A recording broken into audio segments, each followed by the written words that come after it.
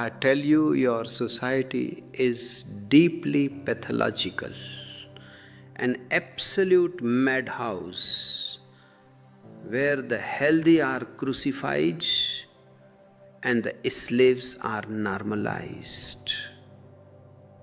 They have systematically conditioned your mind to fear your own hidden energy centers, because an awakened individual can never be controlled. They deleted the ultimate truth of your inner power from history to keep you locked in a perpetual cycle of misery. If you dare to break this collective illusion and uncover the forbidden chakra, you must be prepared to shatter your old identity.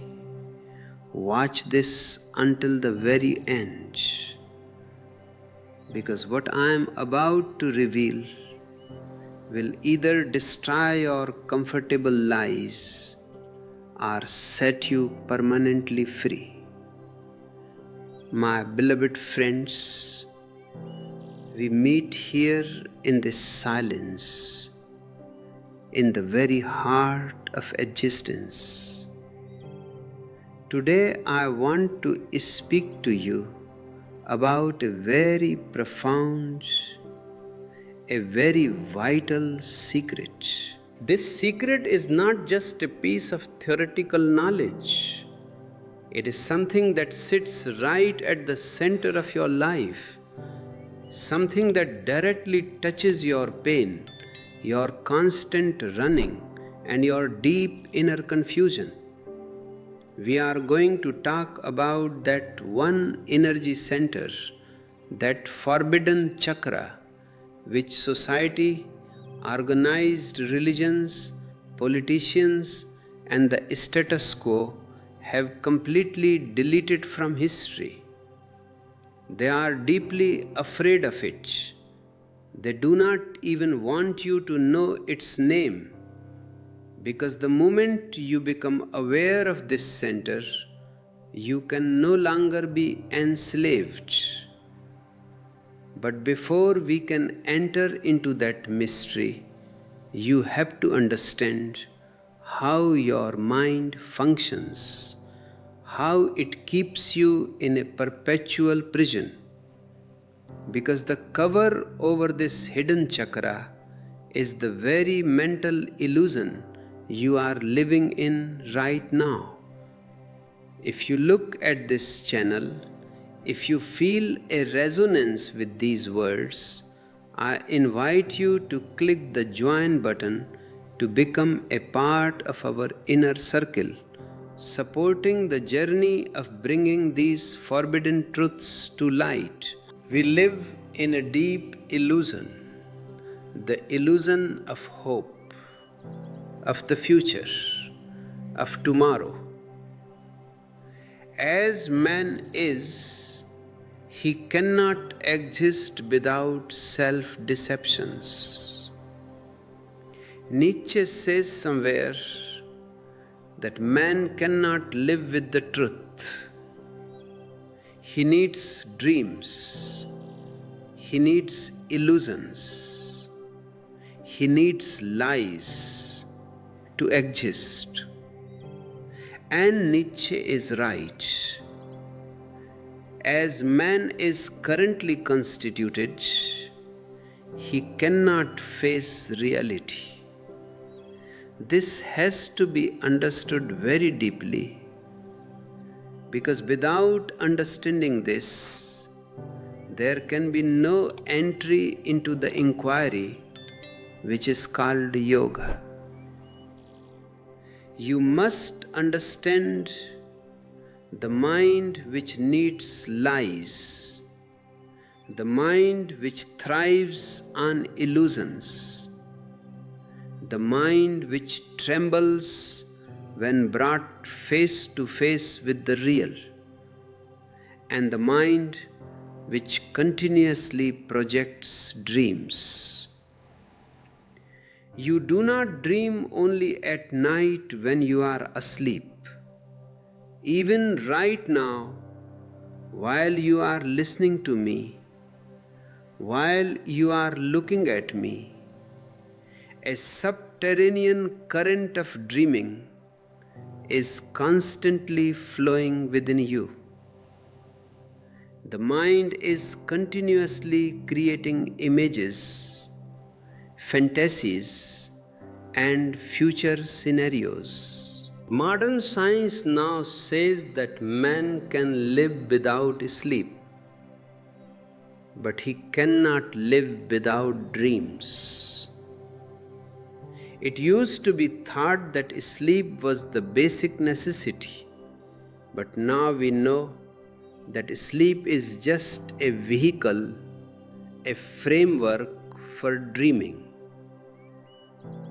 If you are allowed to sleep deeply, but are awakened the very moment you start dreaming, within 3 days you will become completely exhausted, disoriented, and lose your vitality. The mind feeds on dreams because dreaming is a form of self-deception. And this mechanism does not stop when you open your eyes in the morning. It continues throughout the day. Sometimes a cloud of dreams passes through your awareness, and when it does, you may appear to be doing something in the outside world, but inside you are totally lost in your own creation. Right now you are sitting here, but if your mind is in a dreaming phase, you are not hearing me at all.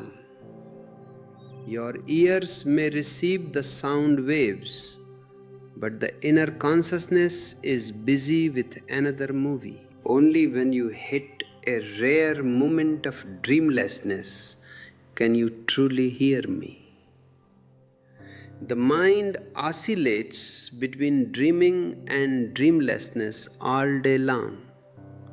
This is an organic inner rhythm.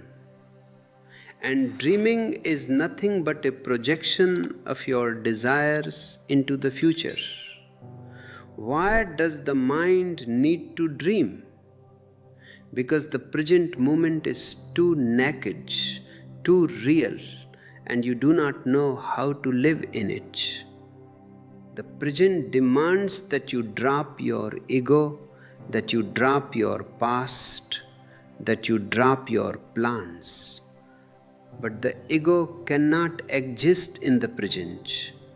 The ego can only breathe in that which is not. It can live either in the past, which is no more, or in the future, which is yet to come. Therefore, the mind creates hope. Tomorrow things will be better. Tomorrow you will find the perfect lover. Tomorrow you will become rich. Tomorrow you will achieve enlightenment. This tomorrow is the greatest drug ever invented by human consciousness. It keeps you moving, it keeps you running, but it ensures that you never arrive. Yoga is not a philosophy about tomorrow. Yoga is the science of the absolute now. Patanjali begins his great Yoga Sutras with a very strange sentence. He says, now, the discipline of yoga.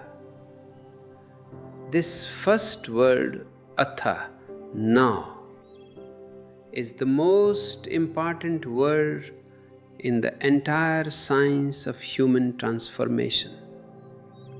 It means that if you are still interested in tomorrow, if you are still hoping that some ideology, some religion, some political revolution, or some future achievement will save you, then yoga is not for you. Yoga is for the person who has become totally disillusioned with the future.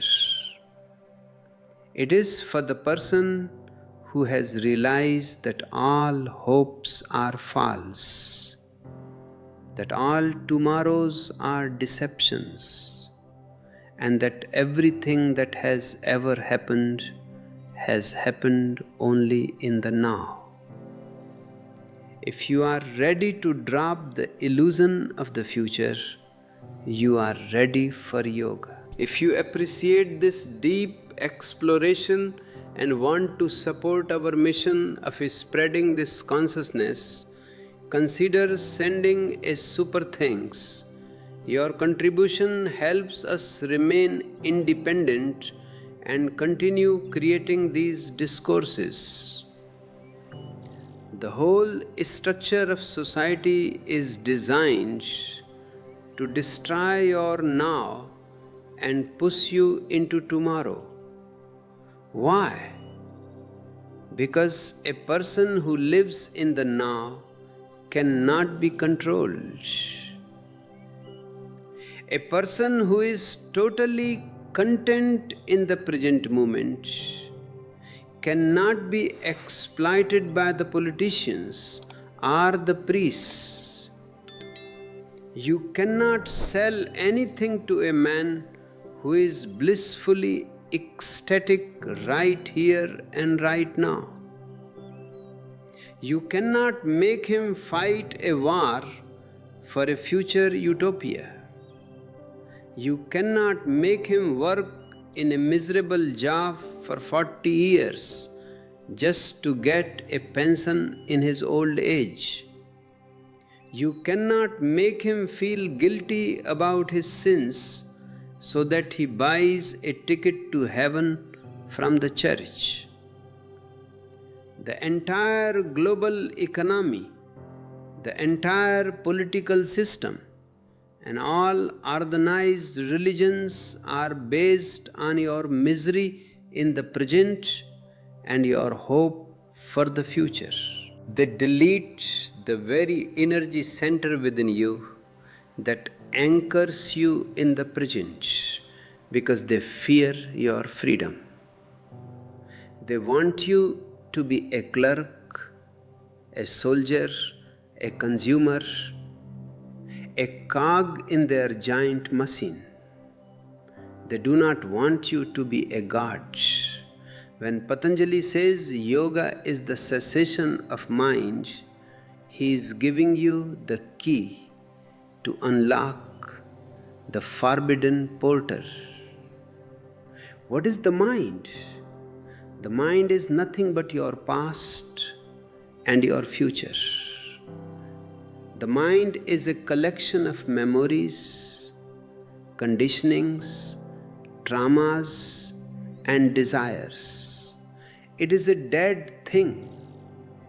The mind is always old. It can never be new. Even when you think you have a new thought, it is just an old thought rearranged.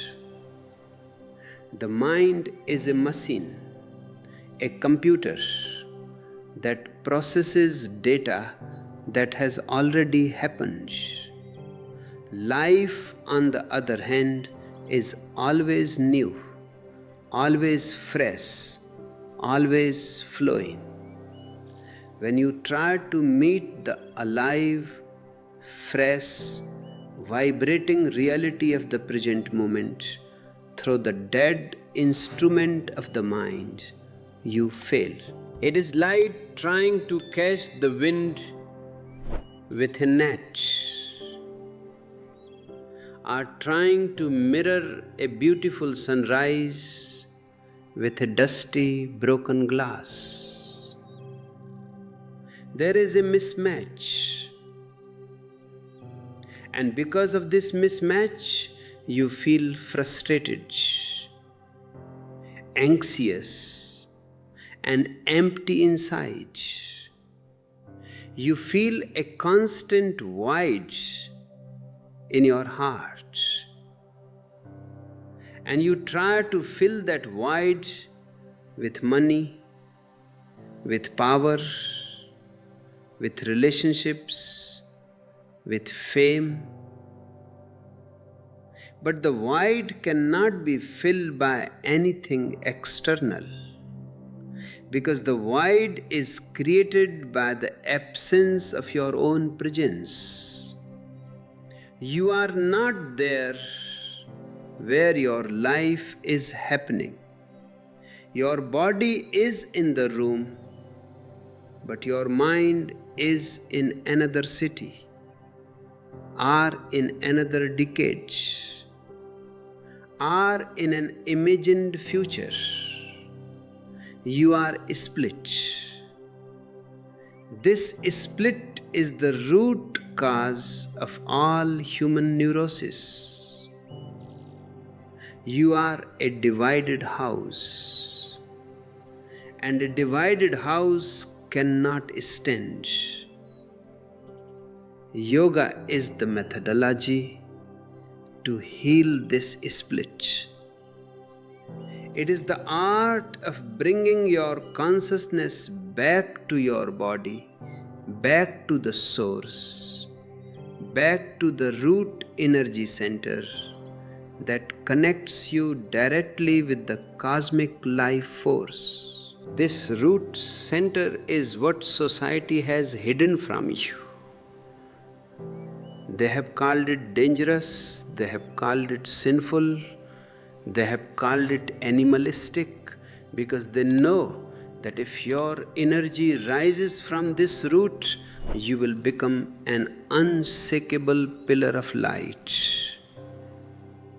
To help you navigate this inner transformation and keep this timeless wisdom close to your heart, we have gathered these profound insights into our exclusive ebooks available in the description below, designed to serve as a practical guide for your daily awakening. If you observe yourself honestly, you will see that whenever you face a real crisis, your mind stops for a brief moment. If suddenly someone comes and puts a gun to your chest, your mind ceases. You do not think about the future. You do not think about your bank account. You do not think about your past mistakes. In that very microsecond, all dreaming stops. You become intensely alert, intensely alive, totally present. In that moment, the witness is established in itself. You become a pure mirror, reflecting the reality of the situation, without any judgment, without any commentary. This is what Patanjali means by the cessation of the modifications of the mind. But you cannot live in a state of constant crisis just to feel alive. That is what people try to do when they engage in extreme sports, when they drive cars at breakneck speeds, or when they jump out of airplanes.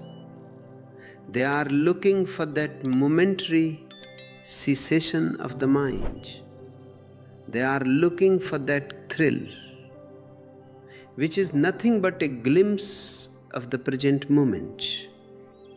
They are looking for yoga, but they are looking for it through external, dangerous means.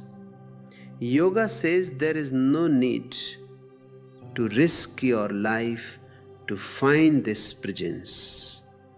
You can find it right now by simply sitting silently, by watching the breath, by observing the movements of your thoughts without identifying with them. When you identify with your thoughts, you become the mind. When you say, I am angry, you have become the anger. Yoga says, observe the anger. See it as a cloud passing through the sky of your consciousness. You are not the cloud, you are the sky.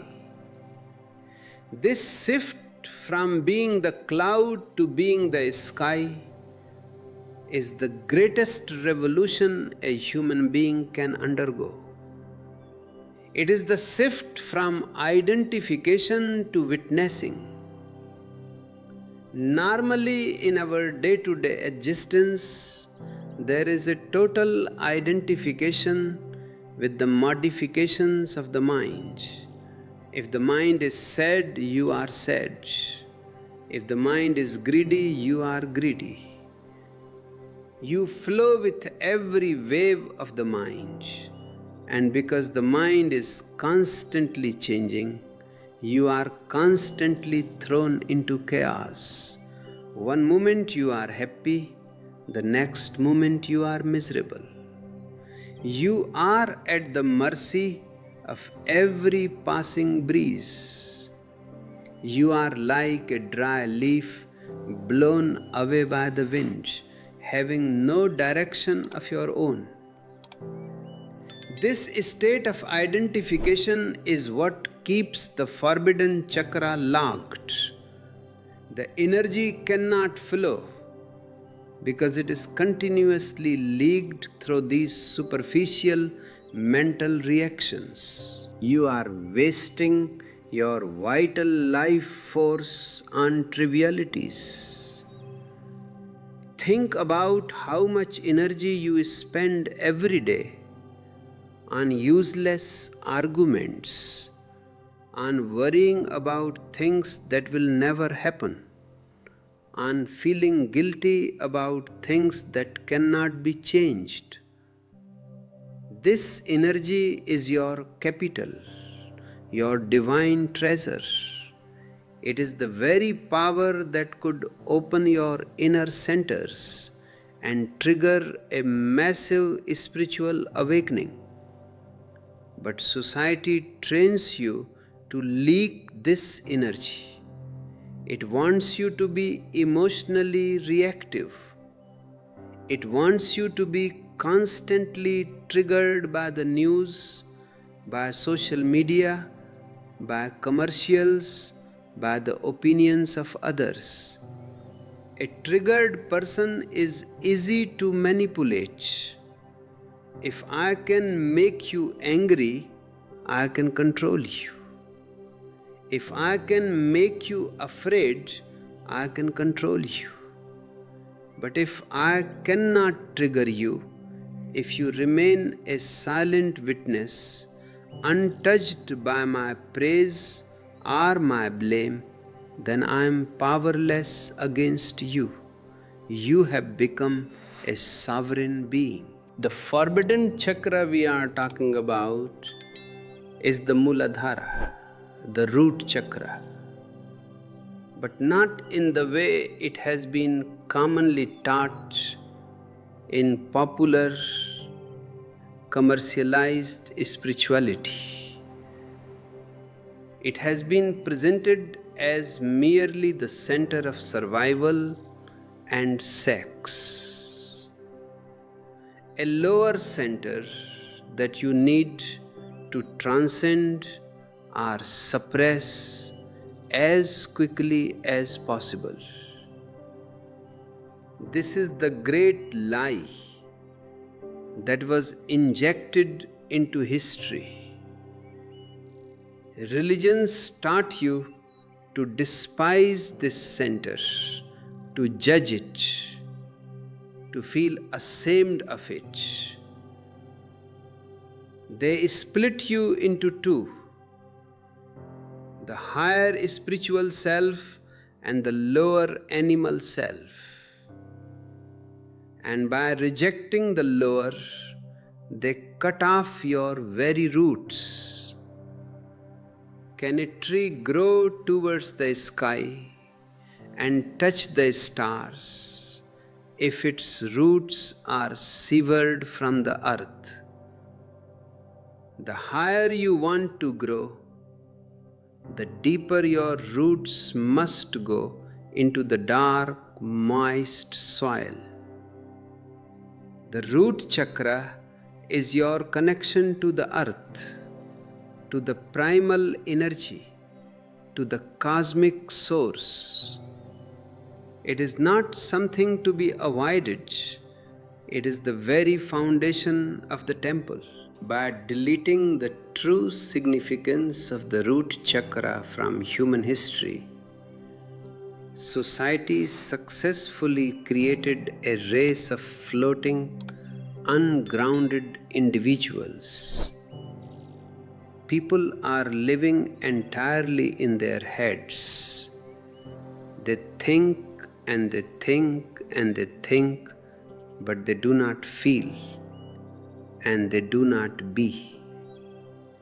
They are cut off from the belly, cut off from the pelvis, cut off from the earth. They are top heavy.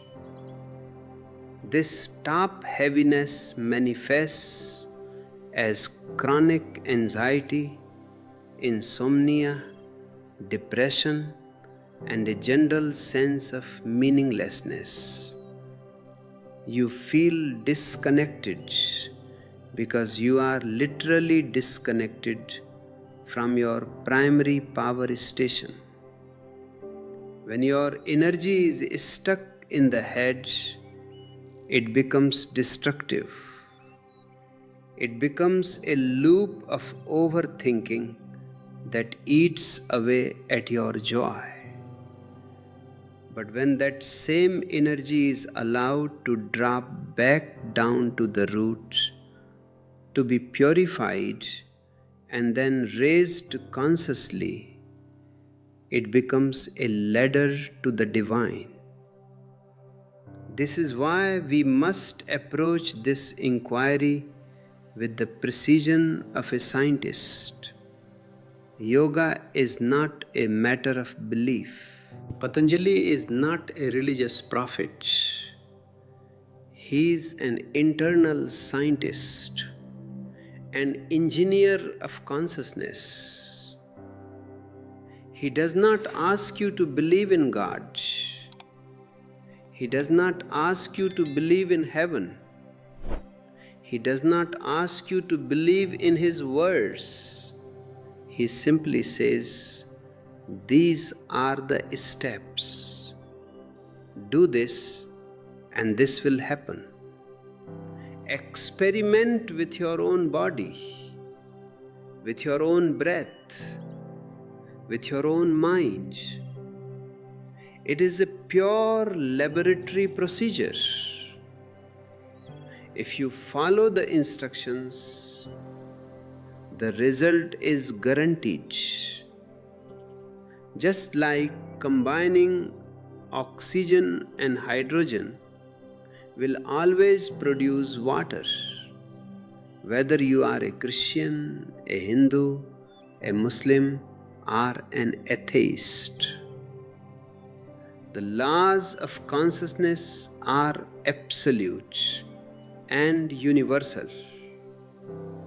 And the first law of this internal science is to face yourself exactly as you are, without any moral condemnation. This is where the whole world goes wrong. From your very childhood, you have been taught to judge yourself. You have been told that certain parts of you are good and certain parts are bad. You have been told to show the good parts to the world and hide the bad parts in the dark basement of your subconscious. This created the shadow. The forbidden chakra became the warehouse for all your repressed desires, all your unexpressed anger, all your wild, beautiful, raw energy that society found too dangerous to handle. You became a hypocrite. You wear a beautiful mask of civility, politeness, and spirituality on the outside, but inside you are boiling with suppressed volcanoes. This inner hypocrisy is what makes you so miserable. It takes an immense amount of energy to keep those volcanoes suppressed. You are constantly holding the lid down, terrified that if you let your guard down even for a moment, the hidden beast will come out and destroy your respectability. So you live in a state of constant inner tension. Your body becomes rigid, your breath becomes shallow, your heart becomes armored. You cannot love deeply, you cannot laugh totally, you cannot dance with abandon, because you are afraid of your own depth. You are afraid of that primal energy waiting at the base of your spine. Yoga says, drop the judgment, drop the concepts of good and bad. Look at your energy as a neutral force like electricity. Electricity is neither moral nor immoral. It can light up your house, or it can execute a criminal. It depends on how you use it, on your understanding of it. Your primal energy is just like that. It is raw power. If it remains repressed in the dark, it turns into poison, into perversion, into violence, into madness. This is what society has done to humanity. By trying to make people holy through suppression, it has made the world a madhouse. Look around you, the wars, the cruelty, the destruction, the endless greed. This is not the expression of natural human beings. This is the expression of a deeply sick, repressed society whose root energies have been perverted. If we want a healthy world, we must reclaim our roots. We must go down into that forbidden chakra, shine the light of awareness into that darkness, and allow that raw energy to be liberated, integrated, and transformed. This transformation cannot happen through willpower. Willpower is just another trick of the ego. The ego loves to fight, it loves to conquer, it loves to discipline itself. It says, I will control my desires, I will force myself to meditate, I will become an ascetic. But through force, nothing beautiful ever grows. force creates resistance. If you force your mind to be still, it will wait for the opportunity to explode with double the force. Have you ever tried to suppress a thought? If I tell you right now, do not think about a pink elephant for the next 5 minutes, what happens? The pink elephant will occupy your entire mind. It will stand right in front of you, laughing at you. The very effort not to think about it gives it energy. This is the secret mechanism of suppression. Whatever you fight against, you give life to.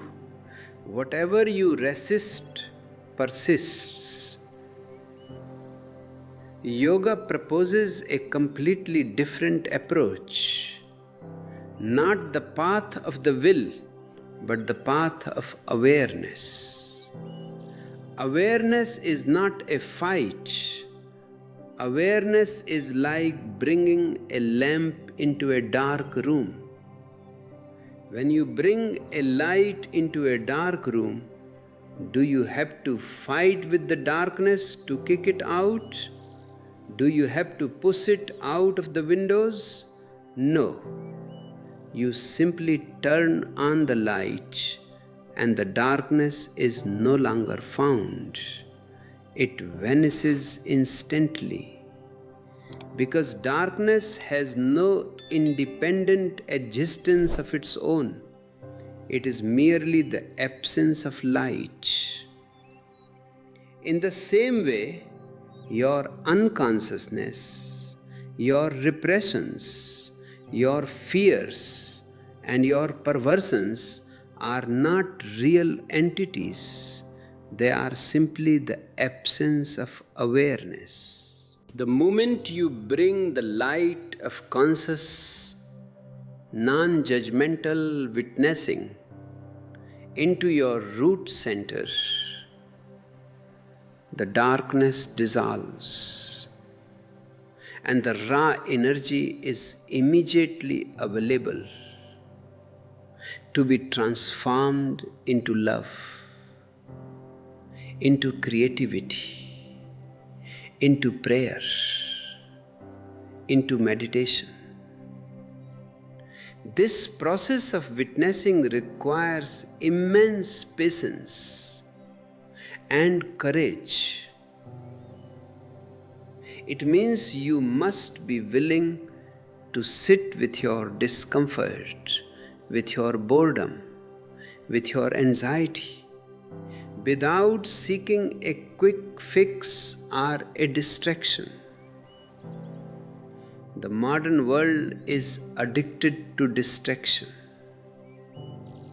The moment you feel a little lonely or restless, you reach for your phone, you open an app, you watch a video, you eat something, you talk to someone. You do everything possible to run away from yourself. You cannot tolerate your own company, even for 10 minutes. And this running away is exactly how society keeps you disconnected from your forbidden chakra. It provides you with an endless supply of cheap toys, cheap entertainment, and superficial goals. To keep your eyes fixed outward, so that you never look inward and discover the infinite ocean of power that you carry within. I want you to pause right now in this very moment and feel your body. Feel the weight of your body sitting on the chair or on the ground. Feel your breath moving in and out of your lungs. Feel the subtle sensations at the base of your spine. Do not try to change anything. Do not try to make your breath deeper or your mind quieter. Just be the witness of whatever is happening right now. If there is a storm of thoughts, let it be there. If there is a feeling of tightness, let it be there. If there is an urge to look away, just observe that urge. This simple, effortless witnessing is the beginning of the ultimate alchemy. This is how you reclaim your stolen history. This is how you reclaim your forbidden power. If this resonance is touching your soul, sharing this video with those you care about is a beautiful way to spread this light. Helping others break free from the chains of an anxious, overthinking mind.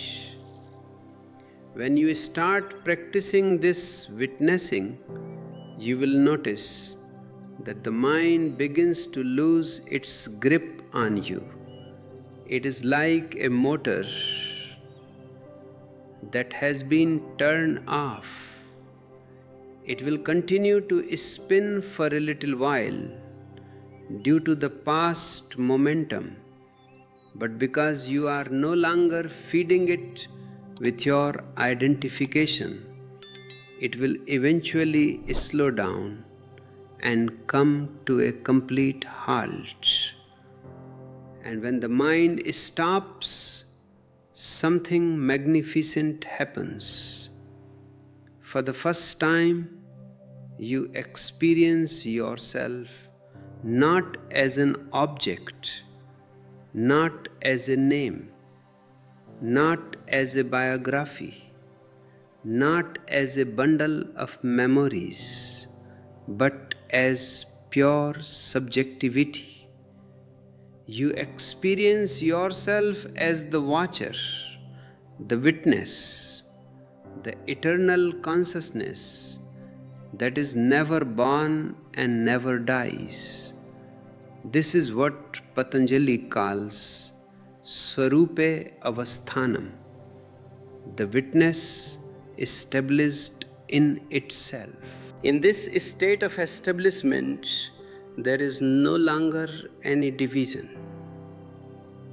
The split is healed. You are no longer a separate ego fighting against existence. You are one with the whole. You feel the sap flowing in the trees. You feel the stars shining within your chest.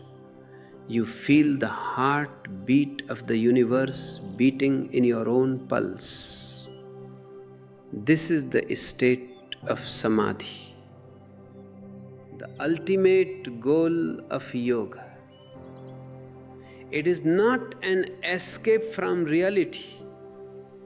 It is the arrival into the only reality that exists. It is the discovery of the hidden kingdom within you.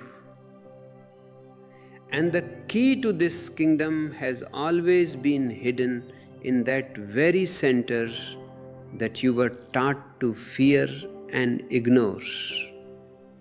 The forbidden chakra is the launching pad. Samadhi is the destination. But remember, the journey begins exactly where you are right now.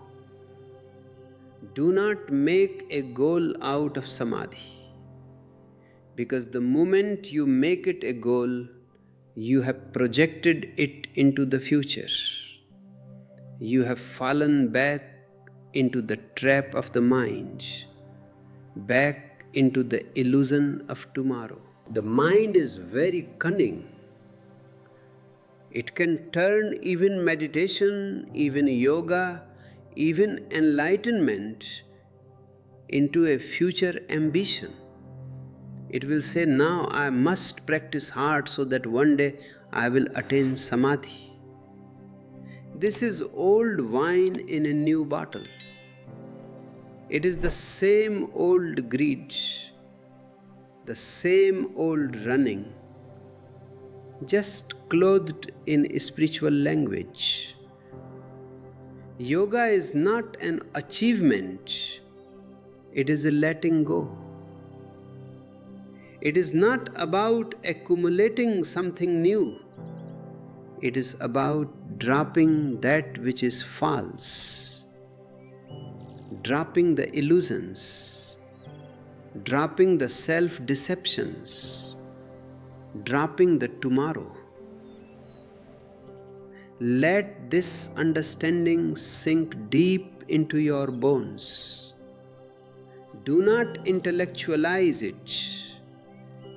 Do not start analyzing it with your logic, because logic is a tool of the mind, and the mind will only create more words, more arguments, more doctrines. This truth is to be tasted, to be lived, to be felt. It is an existential reality. Look at the flowers. They do not have a mind. They do not worry about tomorrow. They do not read scriptures. They just open themselves to the sun in the now, and their beauty is absolute. Look at the birds. They do not store food for the next year. They sing their song right now, on this branch, in this moment. The whole existence is living in the now, except man. Man is the only eccentric creature who has fallen out of the cosmic rhythm, who is living in an artificial paradise of his own making, which is actually a hell. To return to the cosmic rhythm is to enter into yoga. It means you stop trying to be clever. It means you drop your sophisticated conditioning and become simple again, innocent again, like a newborn baby. Jesus says, unless you become like little children, you will not enter the kingdom of God. He is not talking about physical childhood. He is talking about an inner state of innocence, a state where you do not know anything, where your mind is clean, empty, ready to receive. A child has no past and no future. A child is totally here. If a child is angry, he is angry with his whole being. He screams, his face turns red. He is 100% anger. And the next minute the anger is gone and he is laughing, playing with a toy. There is no hangover, no residue, no grudge. This is because he does not accumulate, he does not identify. We have lost that innocence. We have become clever, calculating, and strategic, We are always planning our next move, always thinking about the utility of everything. Even when we love, we think about what we will get in return. Even when we meditate, we look for results. This calculative mind is the wall that blocks the flow of your primal energy. It locks the forbidden chakra with a combination lock made of security, safety, and respectability. But life is not secure. Life is fundamentally insecure. To be alive is to be vulnerable. To be alive is to be in constant danger of changing, of growing, of dying to the old and being born to the new. If you want absolute security, then the cemetery is the best place for you. In a grave, there is no danger, no disease, no failure, no heartbreak. It is perfectly safe, but it is dead. Society wants you to be a living corpse, safe, predictable, manageable. It fears your wildness. It fears your passion. It fears your ecstasy, because ecstasy is rebellious. An ecstatic person cannot be made a slave. An ecstatic person belongs to himself, not to any state, not to any church, not to any corporation. By reclaiming your root energy, you break the spell of this living death. You reclaim your right to be ecstatic, your right to be wild, your right to be whole. You unlock the forbidden chakra and allow the sleeping serpent of your potential to awaken and rise. This is the true meaning of the discipline of yoga. It is a discipline not of slavery, but of ultimate freedom. It is a discipline that shatters all your chains and leaves you standing alone in your glorious, radiant, individual truth. As we dive deeper into these sutras, as we unpack the ancient wisdom of Patanjali chapter by chapter, remember that this is a continuous, undivided journey. Every word, every insight flows into the next like a seamless river of consciousness. There are no boundaries here, no artificial divisions. It is one single transmission, one long, beautiful song of awakening, meant to dismantle your illusions piece by piece. Stay with me, stay present. Do not let your mind drift away into the next moment. Let us breathe together. Let us witness together. And let us walk through this door into the reality of the absolute now, where the forbidden is revealed and the lost is found. The dream current is very persistent, very deep. You may change the object of your desire, but the desire remains the same. You may change your worldly ambitions for spiritual ambitions, but the fundamental structure of your mind does not change at all.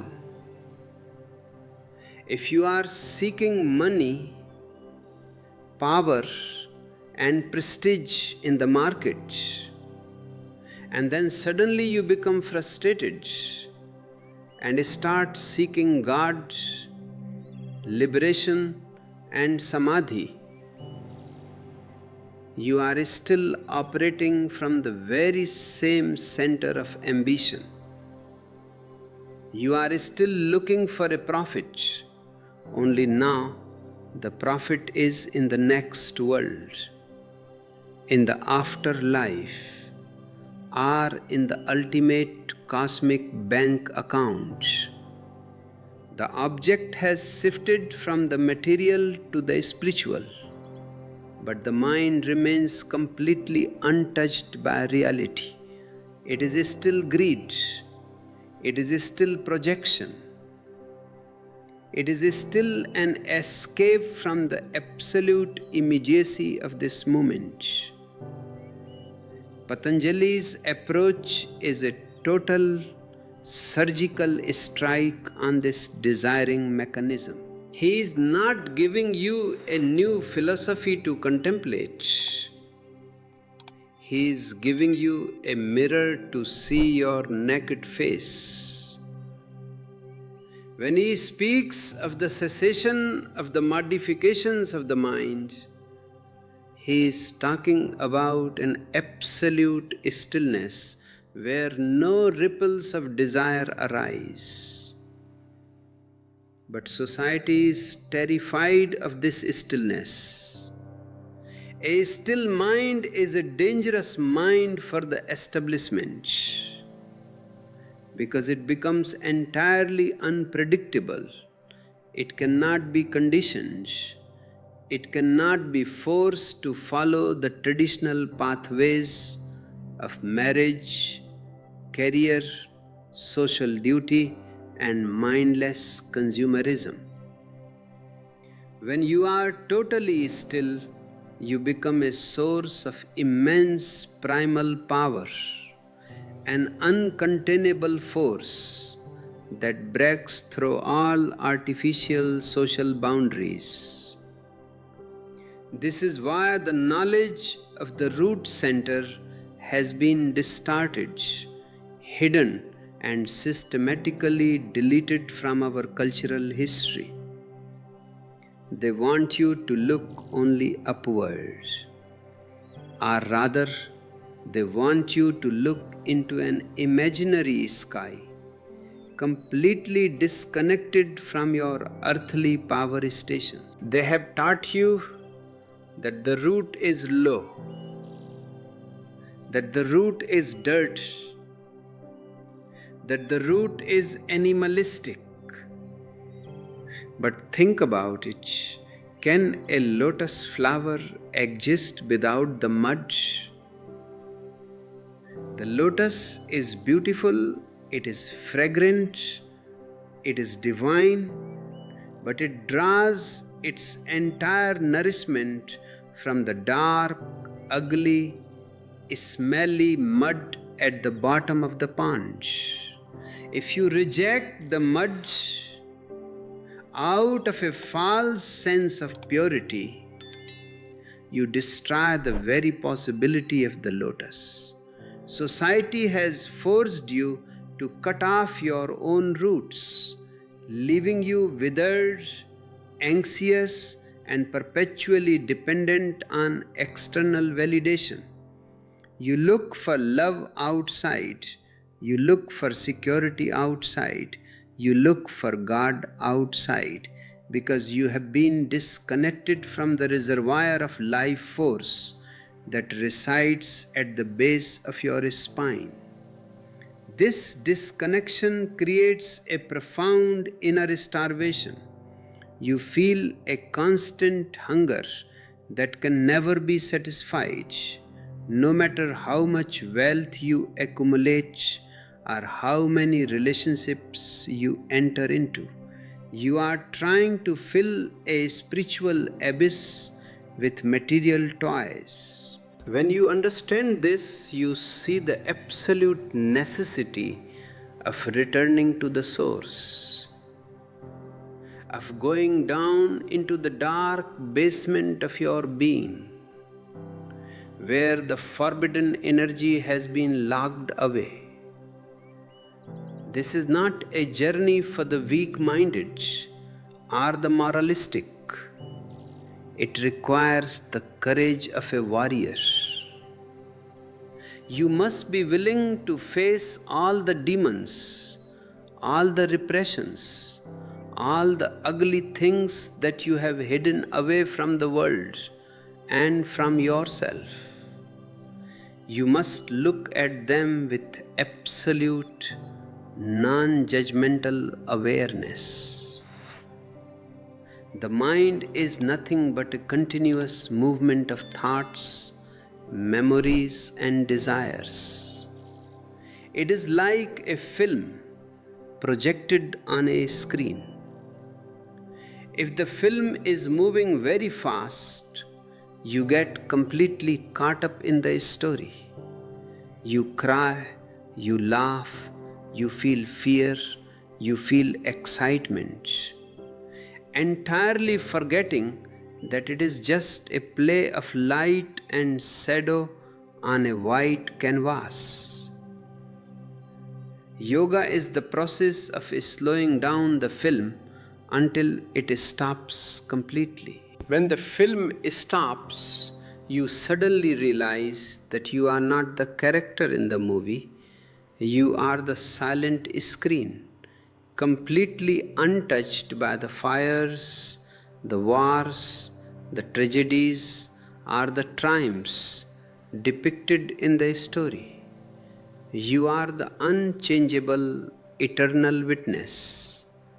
This realization is the ultimate freedom.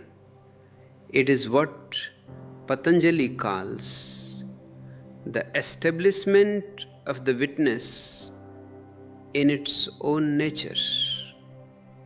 In that state, you are no longer a victim of your conditioning. You can use the mind when it is needed, just as you use a tool, and when you are done, you can lay it aside and rest in your essential being. But normally, the tool has become the master. The servant is running the house, and the master is locked in the dungeon, fast asleep. Your consciousness is the master, and your mind is the servant. Right now, the servant is telling you what to think, what to feel, what to buy, and how to live. It keeps you in a state of constant anxiety, always worrying about what will happen next, always regretting what has already passed. To break this slavery, you must understand the nature of identification. Identification means you become one with the object of your perception. When a thought of anger arises, you do not say, "There is anger passing through my mind." You say, "I am angry." In that very moment, the witness has disappeared. It has been swallowed up by the modification of the mind. You have become the clouds. And because you are the clouds, you are at the mercy of the winds. You clash with other clouds, creating thunder and lightning, causing destruction to yourself and others. Yoga says, step back from the thoughts, step back from the emotion, step back from the bodily sensation. Become a detached observer. Watch the anger exactly as you would watch a stranger walking down the street. This stepping back is the most radical act a human being can perform. It immediately cuts off the energy supply to the mind. The mind cannot exist on its own. It is a parasite that lives on your awareness, on your identification. The moment you withdraw your identification, the mind begins to starve. It may scream. It may create intense dramas. It may bring up ancient fears to grab your attention. But if you simply remain a silent witness, it will eventually lose its strength and dissolve into the background. This dissolution is not a state of emptiness or death. It is the birth of your true unconditioned self. When the mind is completely still, the energy that was previously wasted in overthinking and emotional reactivity begins to settle back down into your primary centers. It goes down to the roots, to that forgotten chakra, and activates it in a completely new way. It is no longer leaking out through superficial desires. It becomes a concentrated column of pure life force. This is the awakening of your latent potential. It is the awakening of the total organism, a state of absolute integration, where the body, the mind, and the spirit are no longer separate, conflicting entities, but a single, harmonious chord of cosmic music. But you must remember that this cannot be achieved through calculation or greed. If you are sitting in meditation, thinking about when your root chakra will open, or what experiences you will have, you are still trapped in the future. You are still looking for an achievement, an attainment, a trophy to feed your spiritual ego. The spiritual ego is the most subtle and dangerous trap of all. It is much easier to drop a material ego than a spiritual ego. A man who is proud of his wealth can easily see his foolishness if he becomes aware. But a man who is proud of his meditation, proud of his austerity, proud of his knowledge of the chakras, is deeply asleep in a very pious illusion. He thinks he is advancing, but he is only walking in circles on a bigger, more sophisticated hamster wheel. Yoga requires an absolute letting go of all goals.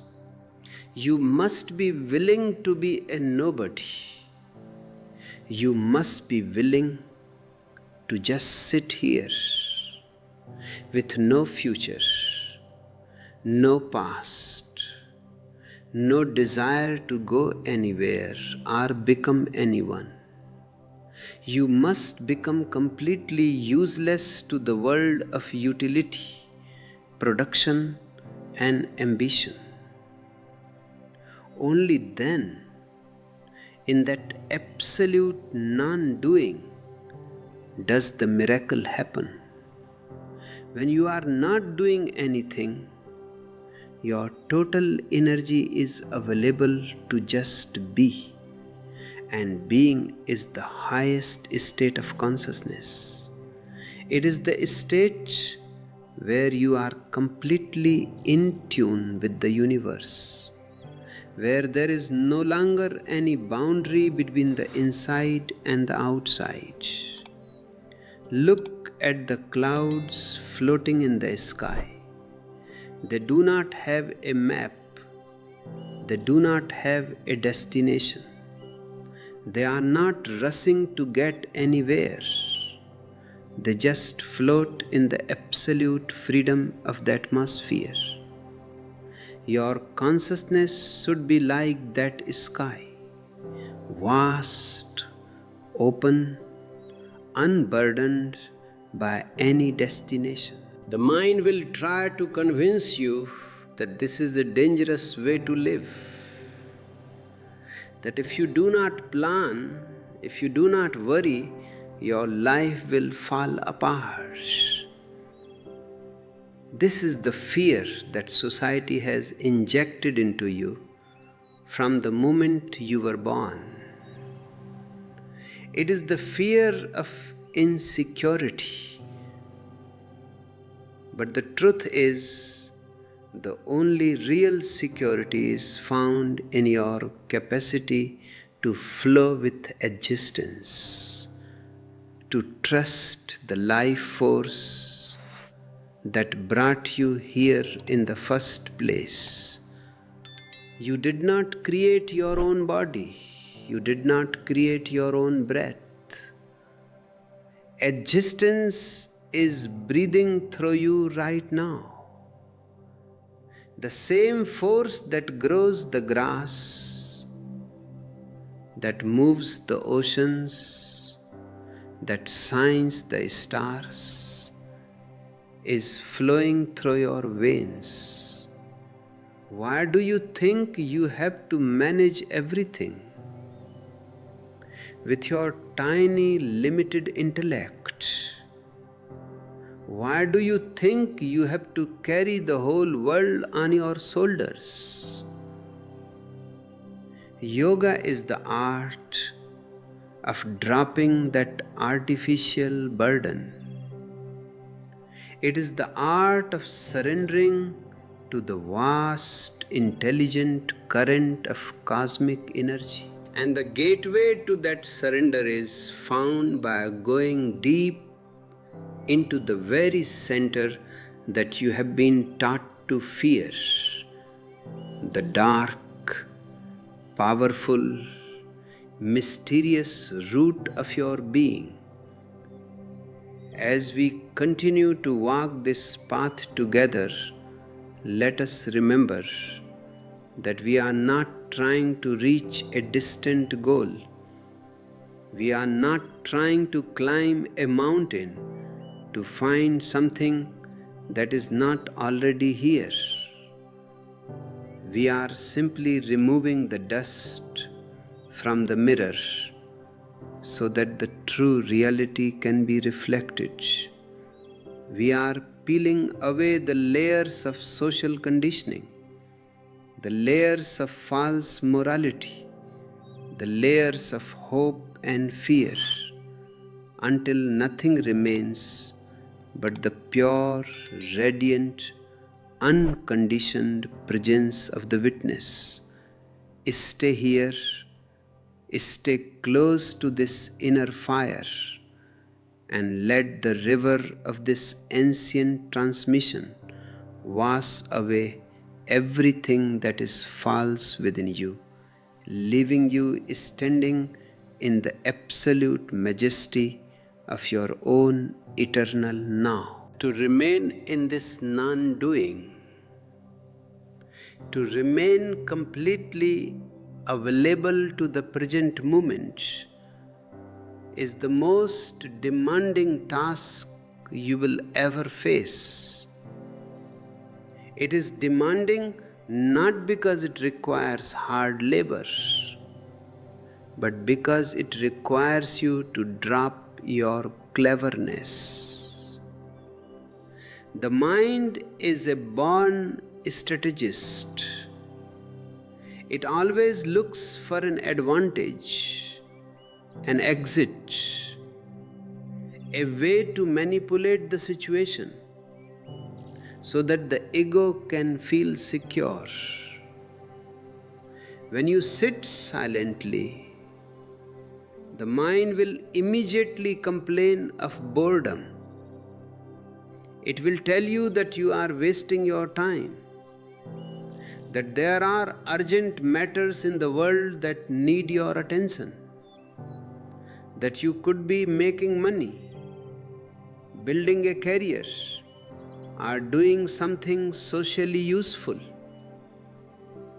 This boredom is nothing but the withdrawal symptoms of a mind addicted to future projections. You must look deeply into this phenomena of boredom. What is boredom? Boredom is simply the awareness that your games have become old,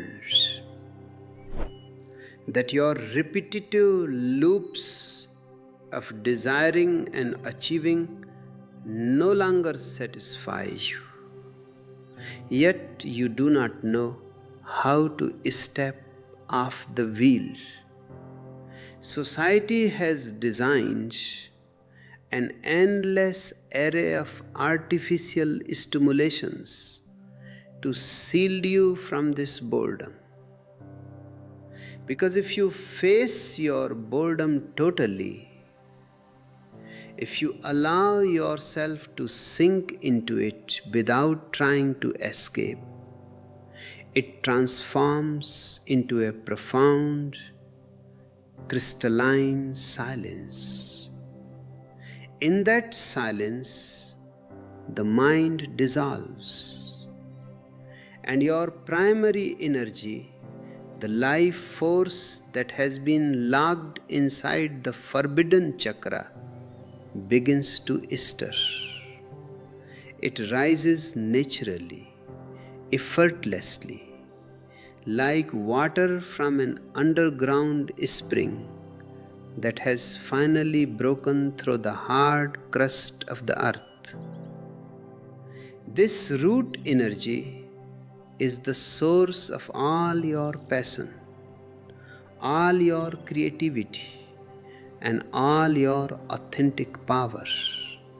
It is not a separate lower force that you must conquer through asceticism or moral discipline. The division between the lower and the higher is an invention of the priests who wanted to keep you divided against yourself. When you are divided, you are weak. When you are fighting your own biology, when you are ashamed of your own sexual energy, when you are suppressing your natural instincts, you become an easy target for manipulation. A self-loathing person can easily be guided into a church, a temple, or a political party, because he is constantly seeking someone else to absolve him of his imagined sins, someone else to give him a sense of worth. Yoga does not divide you. Yoga is an absolute integration. The word yoga itself means union, the joining together of the fragments into a single cohesive whole. It is the alchemy of transforming the crude metal of your base instincts into the pure gold of divine consciousness. But this transformation cannot happen if you refuse to look at the base metal. You must accept the root exactly as it is. You must ground yourself in the reality of your biological and physical existence before you can lift your eyes to the stars. A building that tries to reach the clouds without deep foundations in the earth will collapse at the first gust of wind.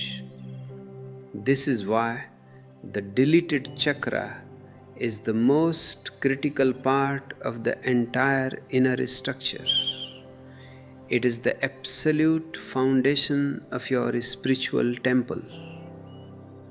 When Patanjali outlines the steps of yoga, he begins with yama and niyama, the basic attitudes and disciplines that harmonize your relationship with the outside world and your internal environment. These are not moral commandments handed down by a wrathful deity. They are simple, pragmatic observations of how energy behaves. For instance, when he speaks of non-violence or truthfulness, he is not saying that you will go to hell if you lie or if you get angry. He is simply stating a scientific fact. If you live a life of violence, deception, and constant conflict, your mind will remain in a state of high agitation. Your energy will be completely consumed by creating defenses, maintaining lies, and reacting to external threats. You will have no energy left for the subtle work of inner exploration. The conservation of energy is the primary secret of the internal scientist. Every time you react mechanically to a situation, every time you allow yourself to be triggered by an insult or seduced by flattery, you are leaking your precious life force. It is as if you have a vessel filled with sweet water, but the vessel has 100 tiny holes through which the water is constantly dripping away. By the end of the day, the vessel is empty and you feel exhausted, dry, and dead inside. Yoga is the art of plugging those holes. It is the discipline of remaining centered within your own being, so that when an external stimulus arrives, you do not react immediately like an automated machine. You take a pause. You witness the stimulus.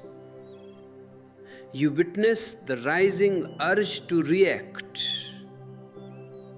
And in that witnessing, you remain unmoving. This pause is where your freedom lives. Between the stimulus and your response, there is a tiny space of pure consciousness. If you are unconscious, that space is non-existent.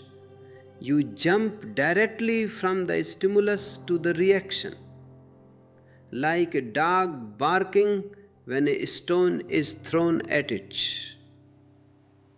But if you are alert, that space opens up.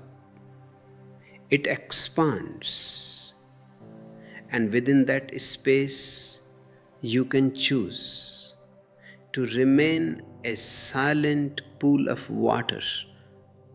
Someone insults you, and the insult enters your ears, but it finds nobody inside to receive it. It passes right through you, leaving no scratch, no residue, no wounds. You remain as you were, untouched, serene, and fully possessed of your own energy. When your energy is no longer leaking through these mechanical reactions, it begins to accumulate inside your body. It drops down to the root, filling the reservoir at the base of your spine. This accumulation creates a tremendous inner pressure. It is this very pressure that forces the energy to move upward through the central channel, the Sushumna, piercing through the various centers of perception until it reaches the crown of the head. This upward movement is not a forced effort, it is an organic phenomenon. When water is heated, it turns into steam, and steam naturally rises against gravity. In the same way, when your primal energy is heated by the fire of your non-judgmental awareness, its quality changes. It becomes light, subtle, and weightless, and it begins its flight toward the infinite sky of consciousness. This is the real meaning of transcendence. Transcendence is not suppression, it is transformation. You do not kill the animal within you, you allow the animal to be enlightened, to be integrated into the total harmony of your being. The animal is beautiful. It has a grace, a wildness, and an innocence that the sophisticated human mind has completely lost. Look at a tiger moving through the jungle. There is no hesitation, no doubt, no division in its movement. It is absolute presence. Your root chakra carries that same animal grace, that same raw, uncalculated intelligence of nature. When you reconnect with it through yoga, you regain your vitality, your passion, your capacity to live intensely without being paralyzed by the fear of what others will think of you. Society is deeply afraid of this intensity because an intense, passionate human being cannot be reduced to a mechanical utility. The establishment prefers people who are lukewarm, people who are half dead, people who move through life in a great twilight of compliance and routine. They want you to be predictable so that your behavior can be calculated and managed by the bureaucrats, the economists, and the priests. The moment you unlock the forbidden chakra, your life ceases to be a predictable routine.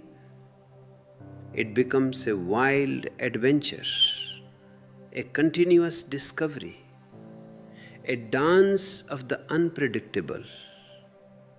You become a unique individual, an unrepeatable expression of the divine, and you can no longer be fitted into any social molds. Let this understanding become your steady companion as we walk further into the mysteries of Patanjali's science. Do not let the old habits of the mind drag you back into the world of comparison, evaluation, and future longings. We are not building a system of beliefs. We are dismantling the very mechanism that creates beliefs, so that you can stand face to face with the naked truth of existence. Stay here, grounded in the earth of your physical reality, yet open to the limitless expanse of the cosmic sky.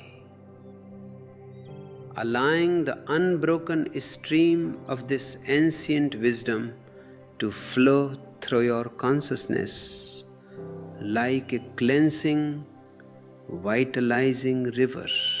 The river of consciousness does not tolerate any stagnation. The moment you try to hold on to a state, a beautiful experience, or a moment of stillness, you have already turned it into a dead memory. You have dragged it into the past, and the mind has successfully reasserted its control over you.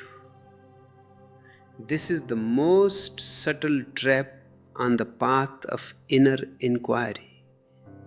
You sit in meditation. A beautiful peace descends upon you. A glimpse of the root energy rising fills you with an unknown intoxication. And immediately the mind whispers, "How wonderful! Let us save this experience. Let us repeat it tomorrow." In that very whisper, the present is lost, and you are back on the track of desire, back in the grip of the ego that wants to accumulate even spiritual experiences. Patanjali speaks of asana, the physical posture, as the next step in this grand internal science. But look at what the world has done to the concept of asana. It has been turned into a competitive gymnastics, a multi-billion-dollar industry of stretching, bending, and contorting the body into difficult positions. People think that if they can stand on their heads or twist their legs around their necks, they have become yogis.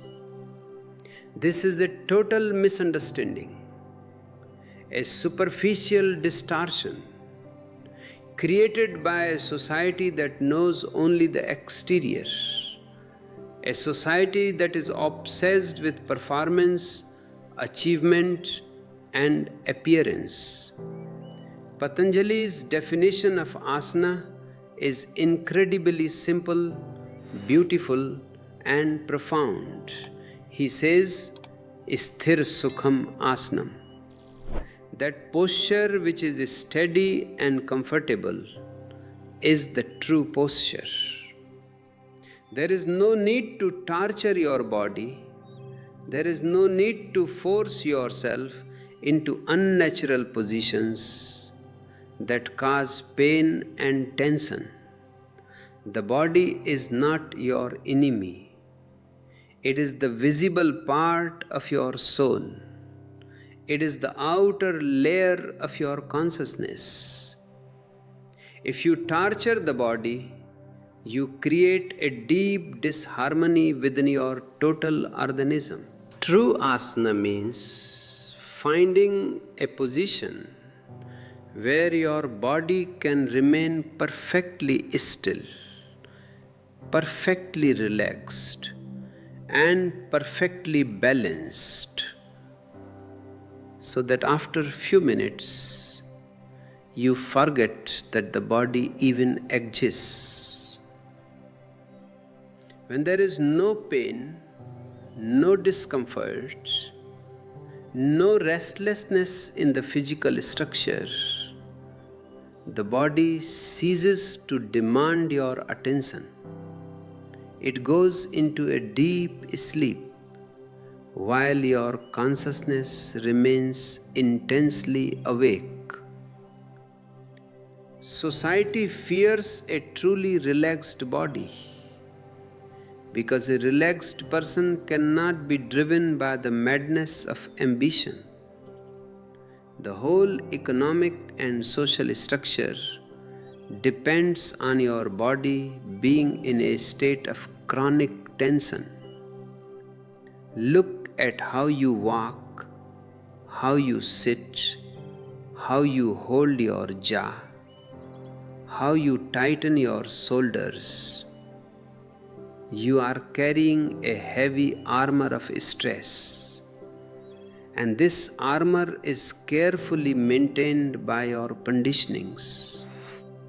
From the school days, you are told to compete, to rush, to achieve, to be faster and better than others. This constant rush keeps your nervous system in a permanent state of fight or flight. It keeps your energy locked in the upper parts of your body, in the head and the chest, completely bypassing the lower abdomen and the root center. This chronic tension is the physical lock on the forbidden chakra.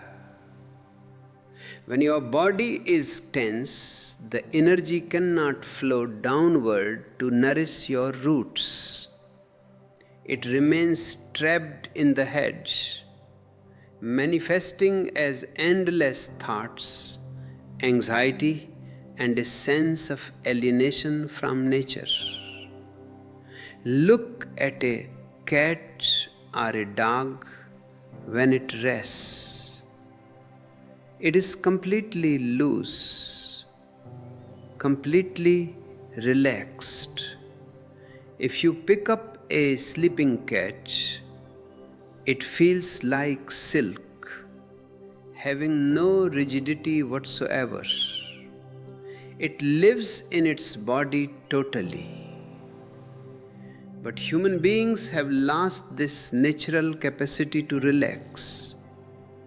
Even when you sleep at night, your mind continues to fight its battles, and you wake up in the morning feeling as tired and tight as when you went to bed. Yoga teaches you to return to that natural state of physical ease. When you sit in a steady and comfortable posture, you allow the gravity of the earth to align your spine. The spine is the evolutionary highway of your consciousness. It is through the spine that the primal energy travels from the earth to the cosmos. When the spine is straight yet relaxed, an alignment happens. You become like a lightning rod, rooted deep in the ground, yet reaching up into the atmosphere. In this alignment, the breath begins to change on its own. It shifts from the shallow, hurried breathing of the chest to the deep, slow, rhythmic breathing of the belly. Observe a newborn baby lying on its back. If you watch closely, you will see that its chest does not move very much. It is the belly that rises and falls with every breath. That is natural breathing. The breathing that existence gave you at birth. It is a total breathing that touches the very base of your pelvis, stimulating and awakening the root chakra with every inhalation and exhalation. But as you grew up, as you learned fear, guilt, and the need to control yourself, your breathing moved upward. You started tightening your stomach, holding your breath, and breathing only from the upper lungs. This shallow breathing is a defense mechanism. It is how you suppress your feelings, how you freeze your emotions, and how you keep the primal energy from rising. When you breathe deeply into the belly, you are breaking this defense mechanism. You are entering into pranayama, the expansion of the vital life force. Pranayama is not just a set of mechanical breathing exercises to increase your lung capacity. It is a profound method of energetic harmonizing. Prana is the invisible thread that connects your physical body with your cosmic consciousness. By becoming aware of the breath, by allowing it to become long, deep, and subtle, you are bridging the gap between the known and the unknown. You are allowing the universal life force to wash through your internal channels, dissolving the blockages, the traumas, and the rigidities that have accumulated over a lifetime. As the breath settles into the belly, you will feel a strange, unfamiliar warmth at the base of your spine. Do not be afraid of this warmth. It is the sign that the forbidden chakra is beginning to breathe again. It is the sign that the primal energy, which has been dormant and frozen for centuries under the weight of social repression, is starting to melt and flow. This energy is your inheritance. It is the source of your absolute vitality. When it begins to move, you feel a deep sense of grounding, a feeling that you belong to this earth, that you are not an outsider or an accidental visitor, but an integral part of this living, breathing universe. Society wants you to feel like an outsider because an ungrounded, alienated person is always looking for external shelter.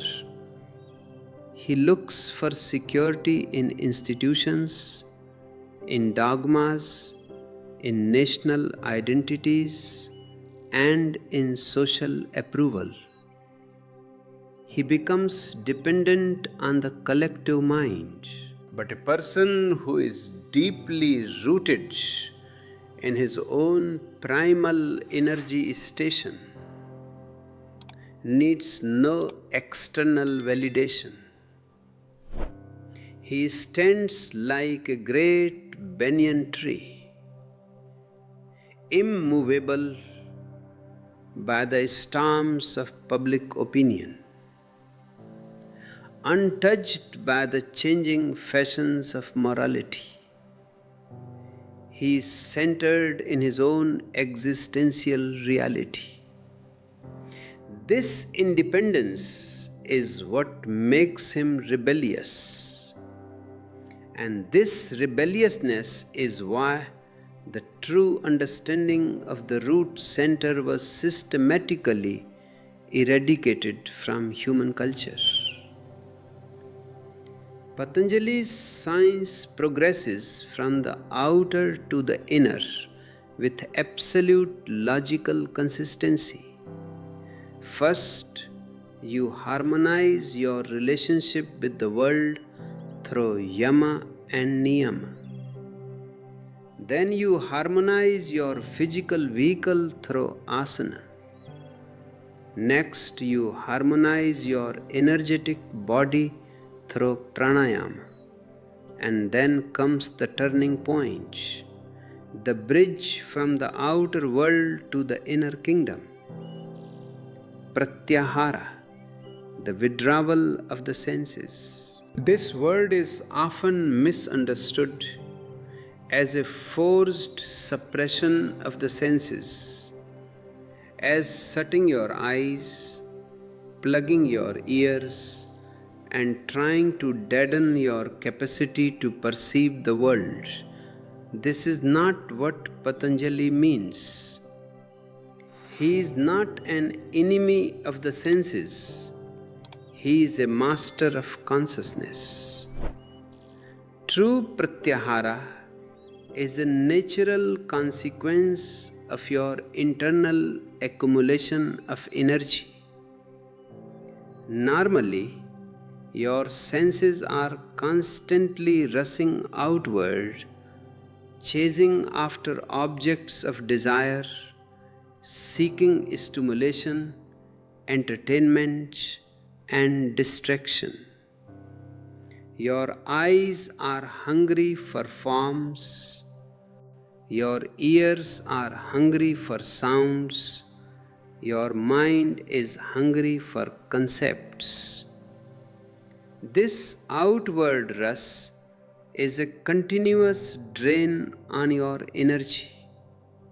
It is like an empire that keeps expanding its borders until its resources are completely exhausted and the center becomes weak and vulnerable.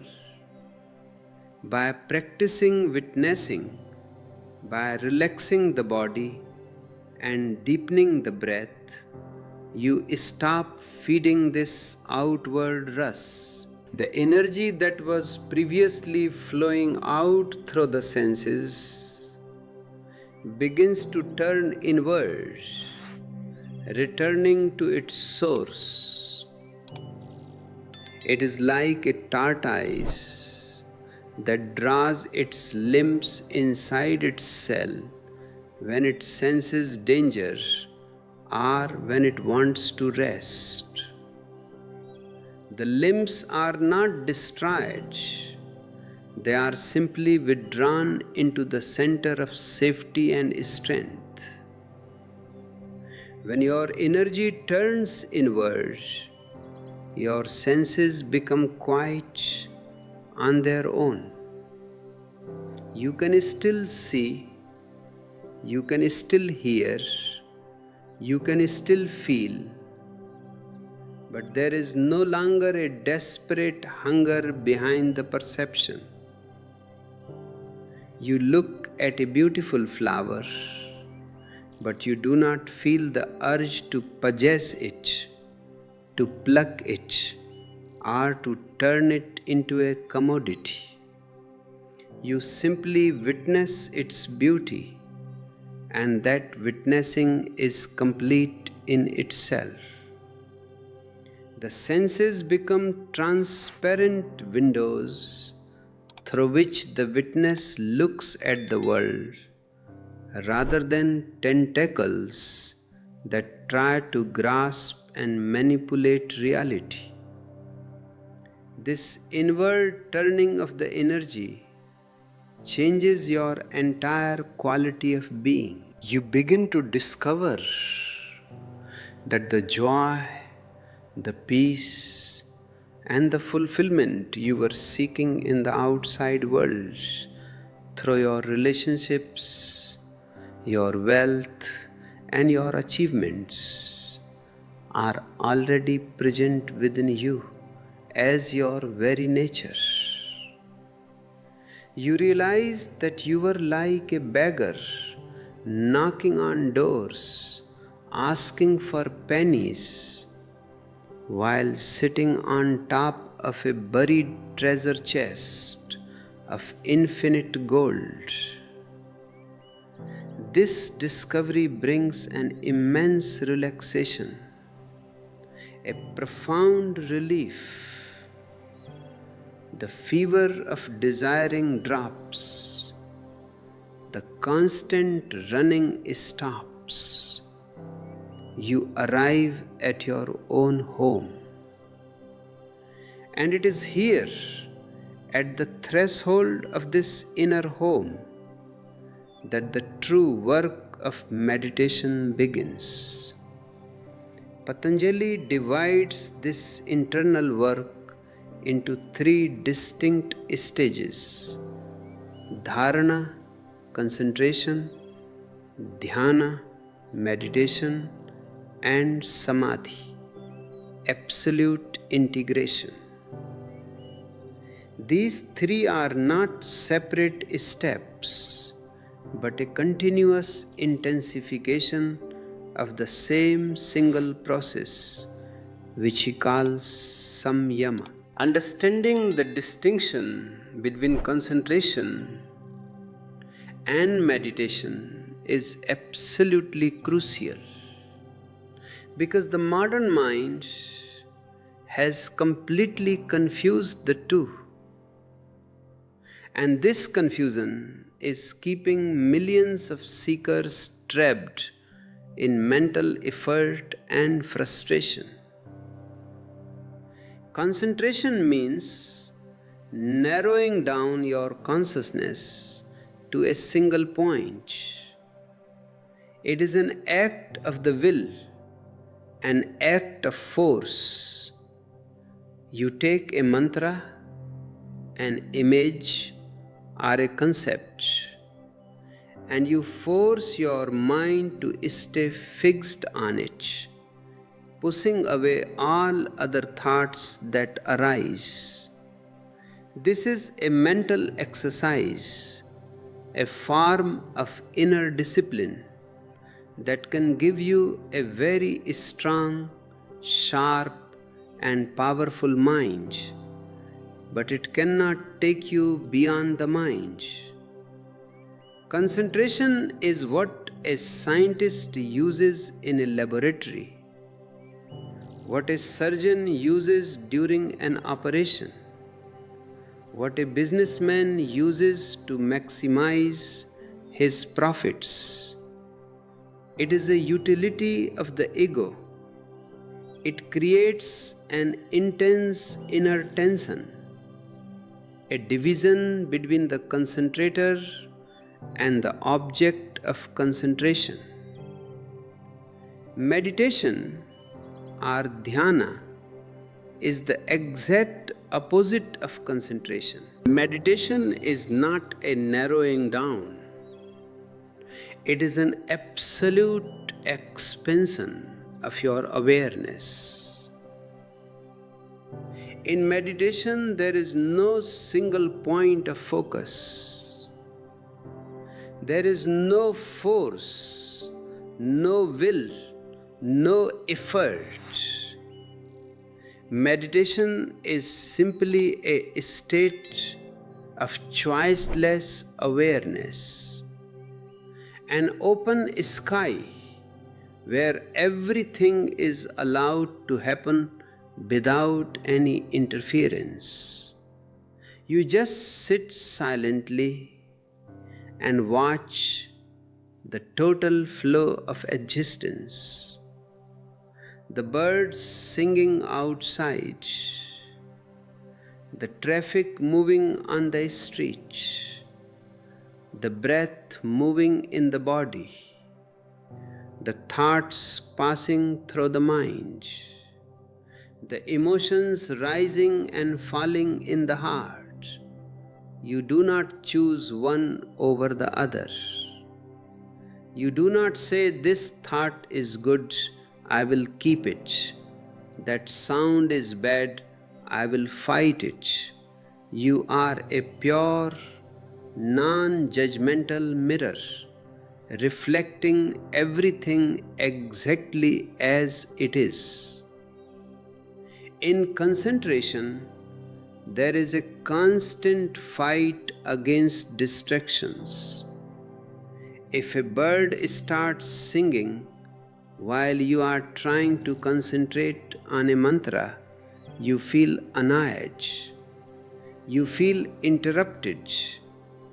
The bird has become an enemy. But in meditation, there is no such thing as a distraction, because there is no boundary. The song of the bird is included in your awareness. It is part of the total melody of the moment. You do not resist it, you absorb it. This absence of resistance creates an absolute state of relaxation. In concentration, the ego is strengthened because the will is active. In meditation, the ego dissolves because there is no doing, no controller, no director. There is only a silent presence, a vast emptiness that is simultaneously full of life. This vast emptiness is what society fears the most. A person who can sit in pure meditation, completely content with nothing, is a threat to the entire consumerist civilization. The world wants you to be constantly discontented, constantly desiring, constantly seeking the next product, the next experience, the next validation, because your discontent is the engine that drives their markets and their systems. If you become perfectly happy just sitting under a tree, watching the clouds, who will buy their luxury items? Who will follow their politicians? Who will fear their priests? You become unexploitable. You become free. As we dive into this depth, as we let the words of Patanjali act as a catalyst for our own internal awakening, remember that we are not trying to learn a doctrine. We are entering into a living experience. Let us remain in this state of open, effortless witnessing, allowing the river of this ancient discourse to carry us deeper into the uncharted territories of our own soul, where the forbidden chakra is waiting to be recognized, integrated, and transformed into the ultimate crown of light. When the distinction between the one who is meditating and the object of meditation completely drops, you enter into the vast ocean of samadhi. In meditation, there is still a thin line of division. You are here, sitting silently, and you are aware of the silence. You are aware of your breath, you are aware of your body, You are aware of the cosmic energy humming at the base of your spine. Because there is an awareness of something, a subtle duality persists. There is the observer and the observed, the knower and the known. This is a very beautiful state, a state of deep purity. But it is still a transition. It is the porch of the temple, not the inner sanctum.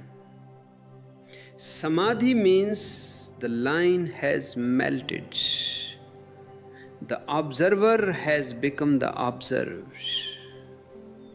There is no longer someone saying, I am experiencing peace. There is only peace. There is no longer someone watching the life force rise from the root chakra. The watcher has dissolved into the energy itself. Patanjali divides this ultimate state of absorption into two main dimensions. And this is where his scientific precision becomes absolutely breathtaking.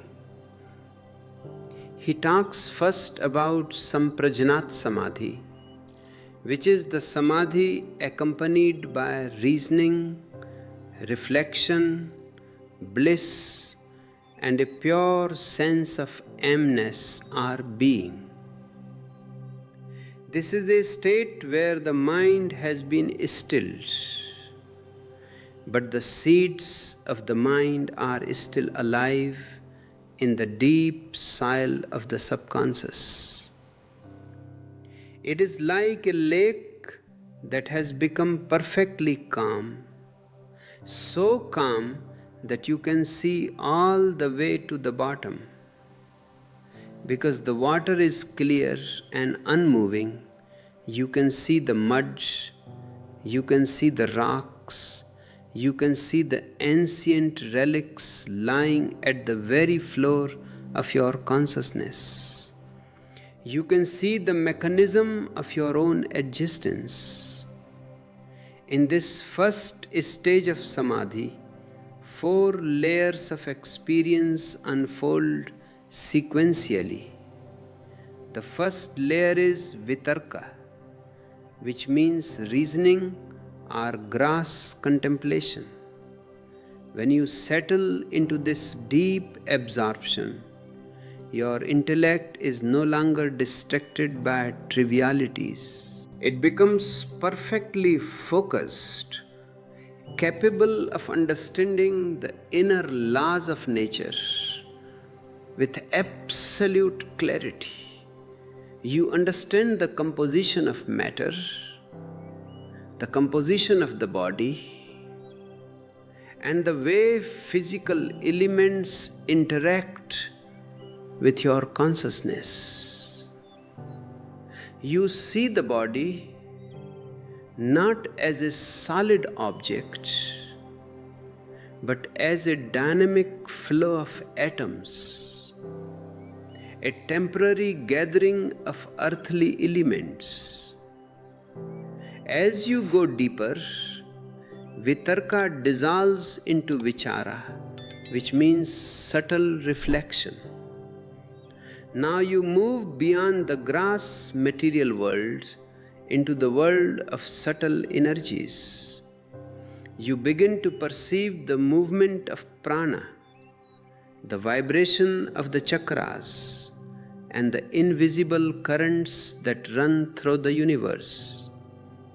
You see how a single thought can alter the chemical balance of your body, and how the alignment of your spine allows the earth's magnetic fields to nourish your brain. You are no longer reasoning about things, you are directly reflecting them, mirroring the subtle architecture of the cosmos. This is the stage where the true nature of the forbidden chakra becomes completely transparent to you. You see it not as an anatomical location, but as the primal doorway through which the unmanifested light of existence enters into physical form. When reflection also becomes silent, when there is nothing left to reflect, you enter the third layer of this samadhi, ananda, which means pure bliss. This bliss is not the happiness you feel when you win a prize, or when you fall in love with a person, or when you fulfill a long cherished desire. All those worldly joys are dependent on an external cause, and because they have a cause, they are temporary. They come and they go, leaving you even more miserable and empty than before. The bliss of samadhi is completely uncaused. It is the natural fragrance of your own soul. It is the joy of simply being alive, the joy of being empty, the joy of being free from the burden of the mind.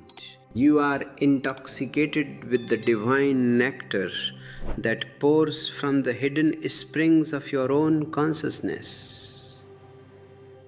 But Patanjali warns that even this bliss is not the end. You must not get stuck in Anand.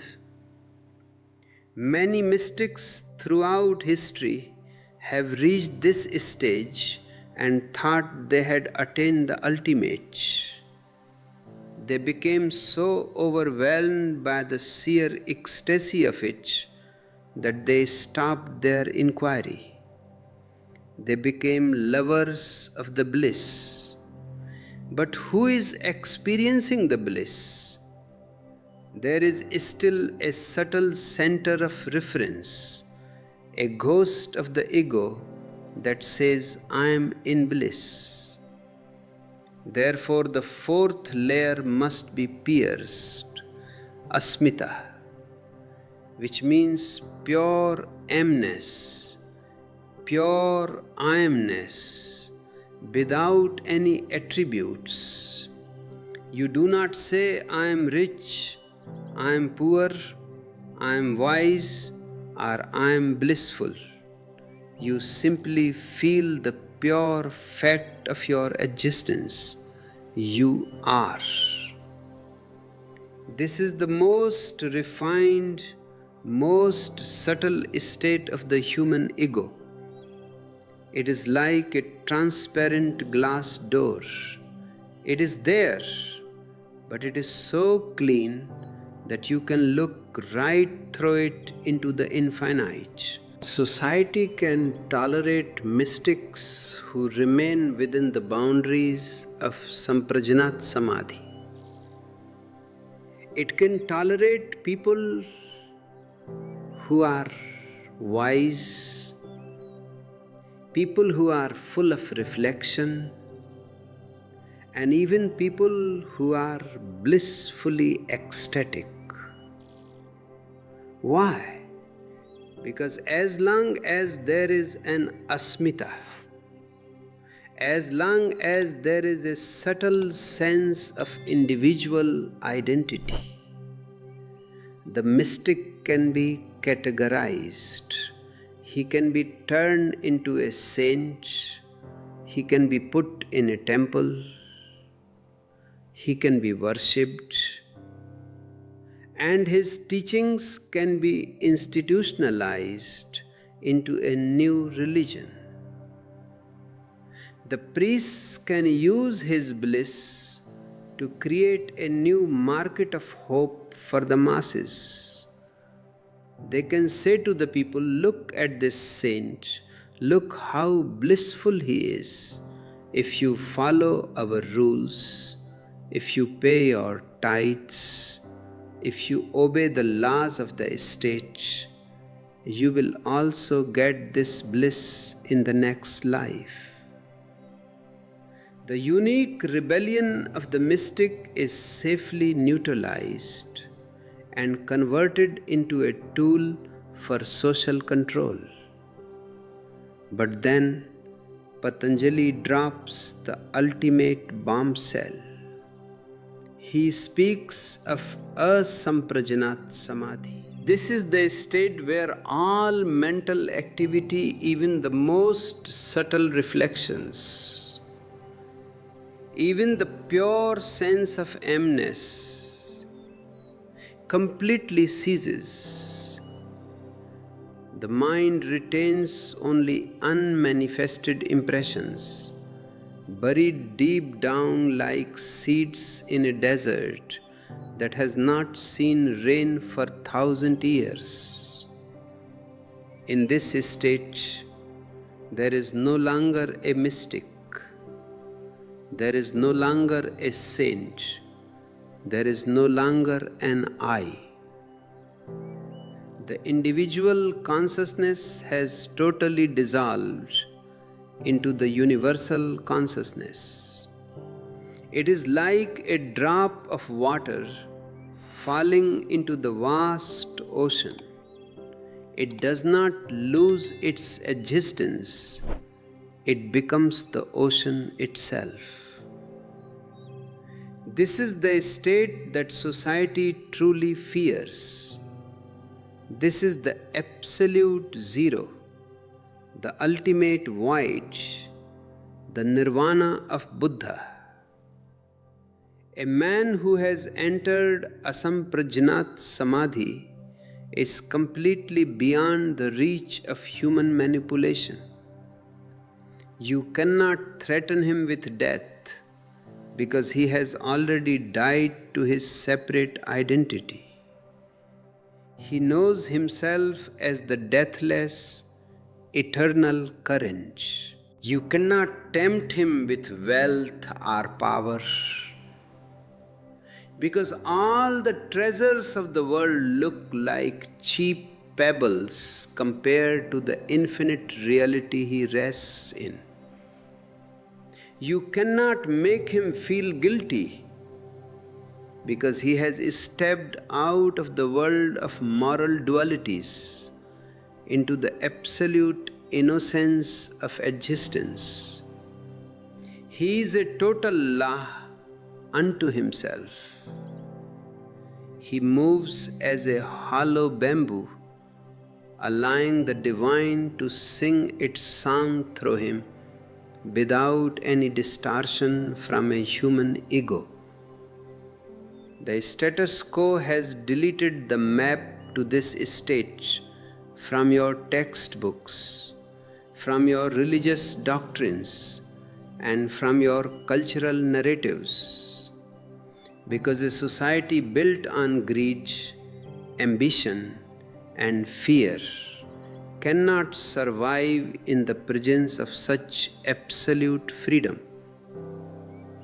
If people realize that they can find absolute fulfillment by simply dropping their minds and entering into their root energy centers, the entire artificial superstructure of civilization will collapse. The factories that produce useless luxuries will go bankrupt. The political parties that thrive on creating division and hatred will lose their audiences. The armies that depend on young men willing to sacrifice their lives for a flag will find no volunteers. The churches that sell salvation will find their pews empty. The whole conspiracy of human history has been to prevent you from discovering this inner void, this asamprajnat samadhi.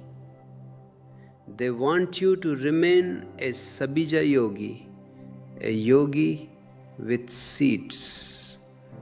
Patanjali explains that many seekers attain a state of deep absorption, but because the seeds of desire, the unmanifested impressions of their past conditionings, are still alive in the subconscious, they are pulled back into the wheel of birth and death.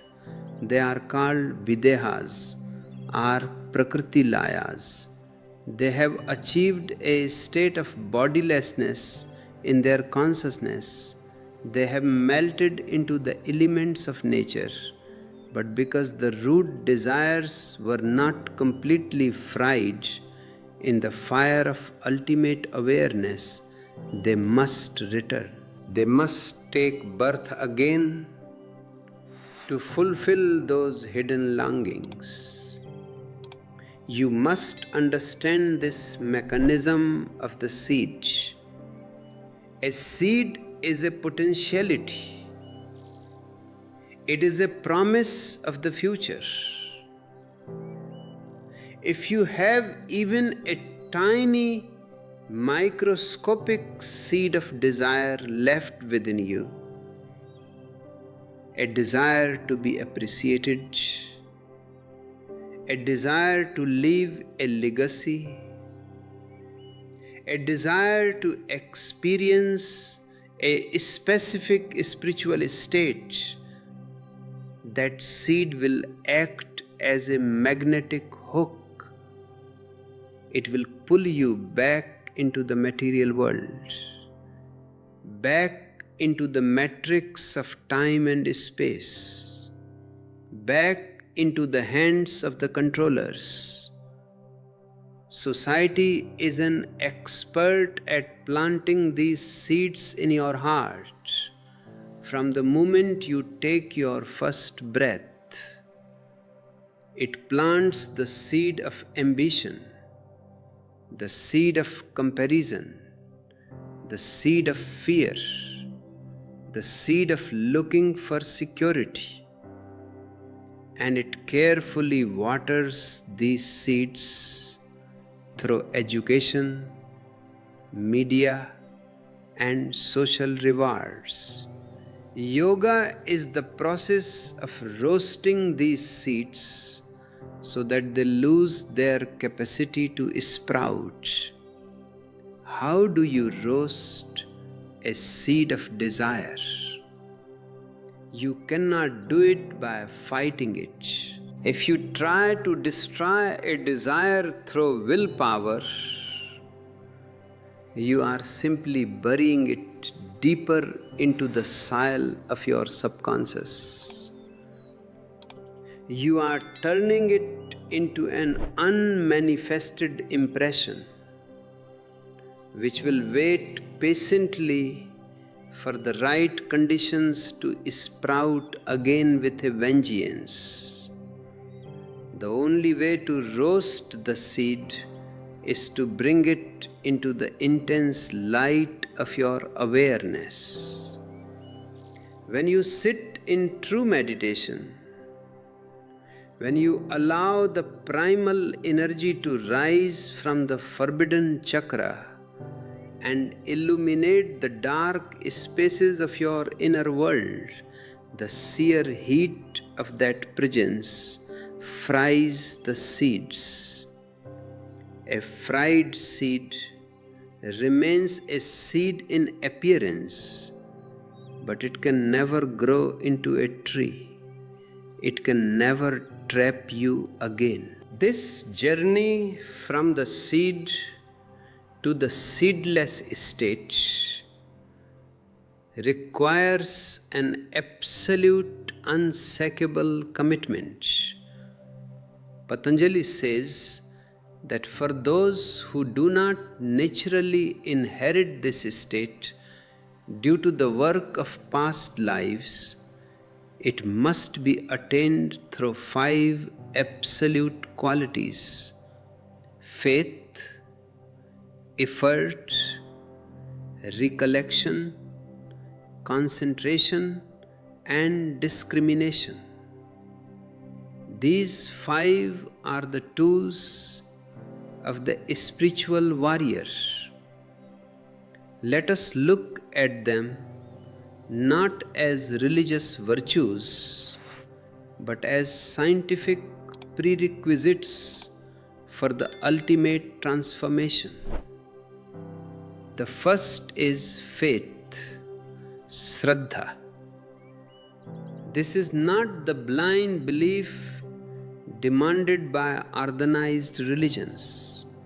Blind belief means you accept something as true because an authority told you so, or because it is written in an ancient book, even though you have no personal experience of it. Blind belief is a cover for your ignorance. It is a way to avoid the discomfort of not knowing. True faith, Shraddha, is a trust in the possibilities of life.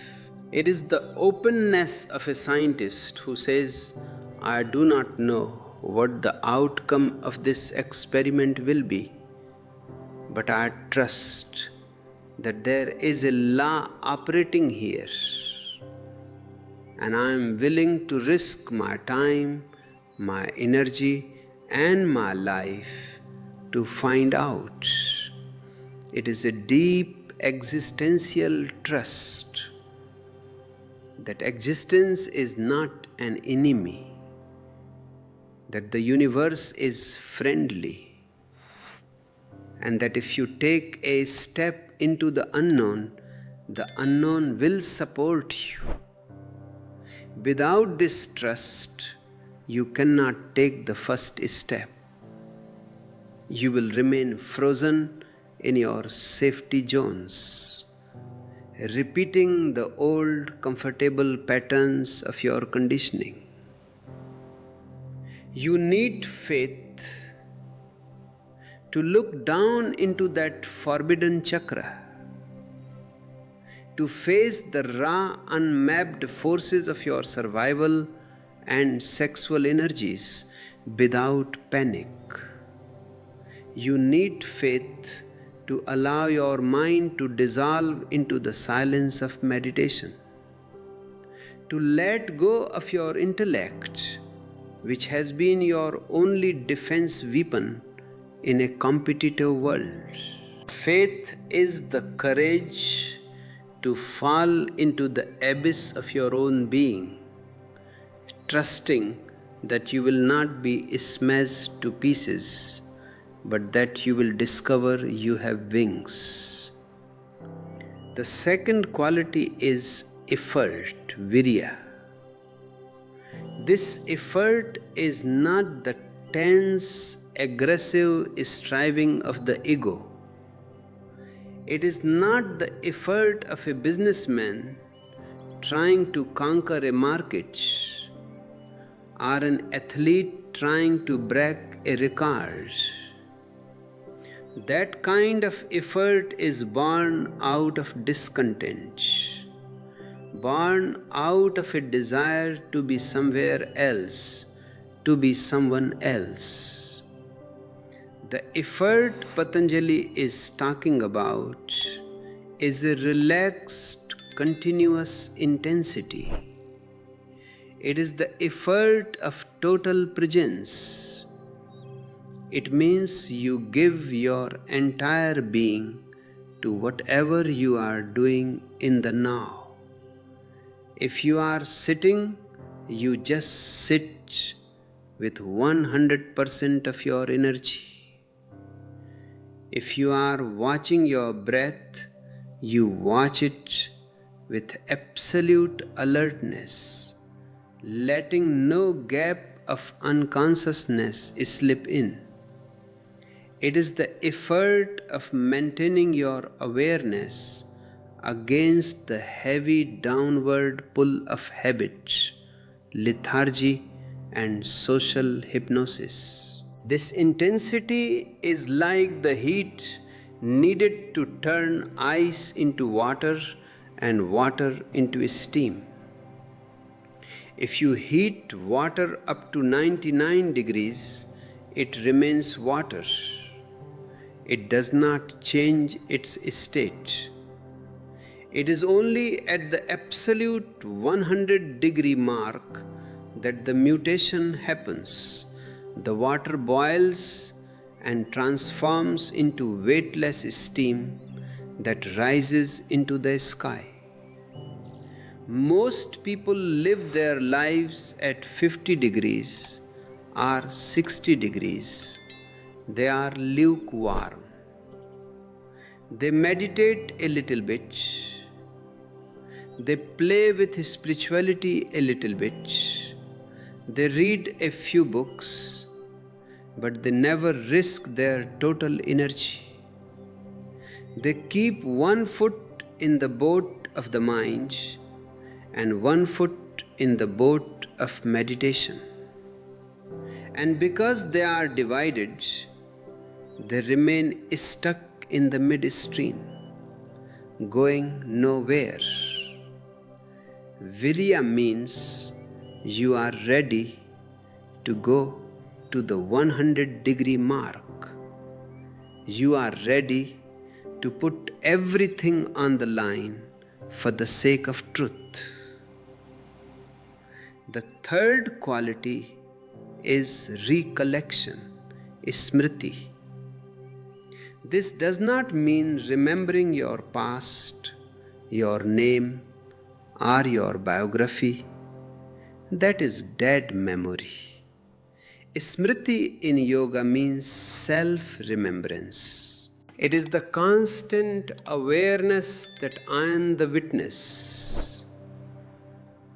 It is the practice of carrying the inner mirror with you wherever you go, whatever you do. When you are walking on the street, you remember that inside there is an unmoving watcher who is witnessing the walking. When you are eating your food, you remember the one who is tasting, the one who is chewing, yet remains separate from the process. When you are working in your office, when you are talking to your friends, when you are resting in your bed, the current of self-remembrance flows continuously underneath like a subterranean river. Normally, you suffer from total self-forgetfulness.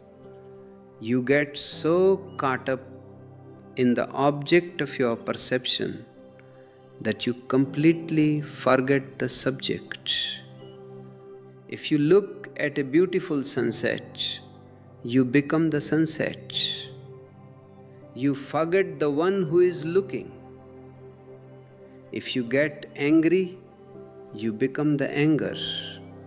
You forget the one who is observing the emotion.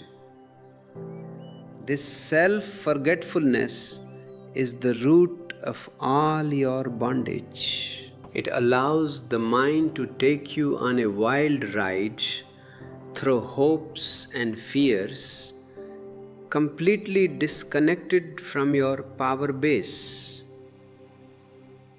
Smriti is the anchor.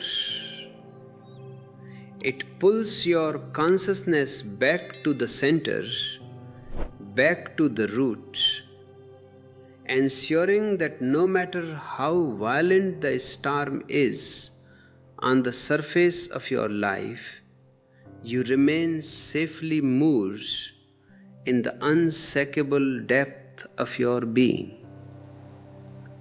The fourth quality is concentration, samadhi, which in this context means the capacity for deep inner focus. the capacity to collect all your scattered energies into a single laser beam of awareness. Your energy is currently fragmented.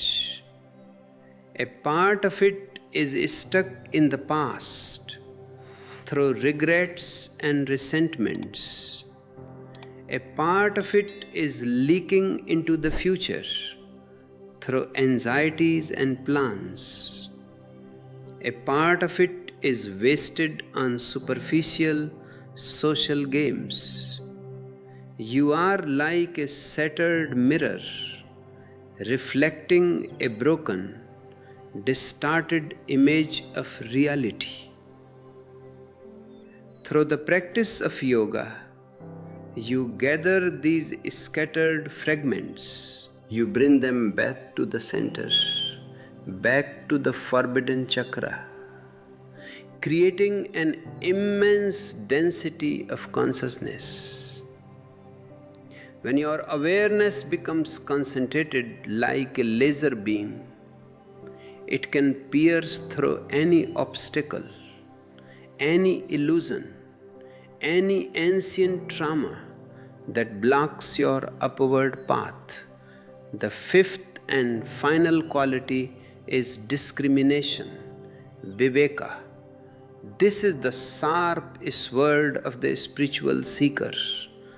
Viveka means the capacity to differentiate between the real and the unreal, between the eternal and the temporary, between that which belongs to the mind and that which belongs to your essential being.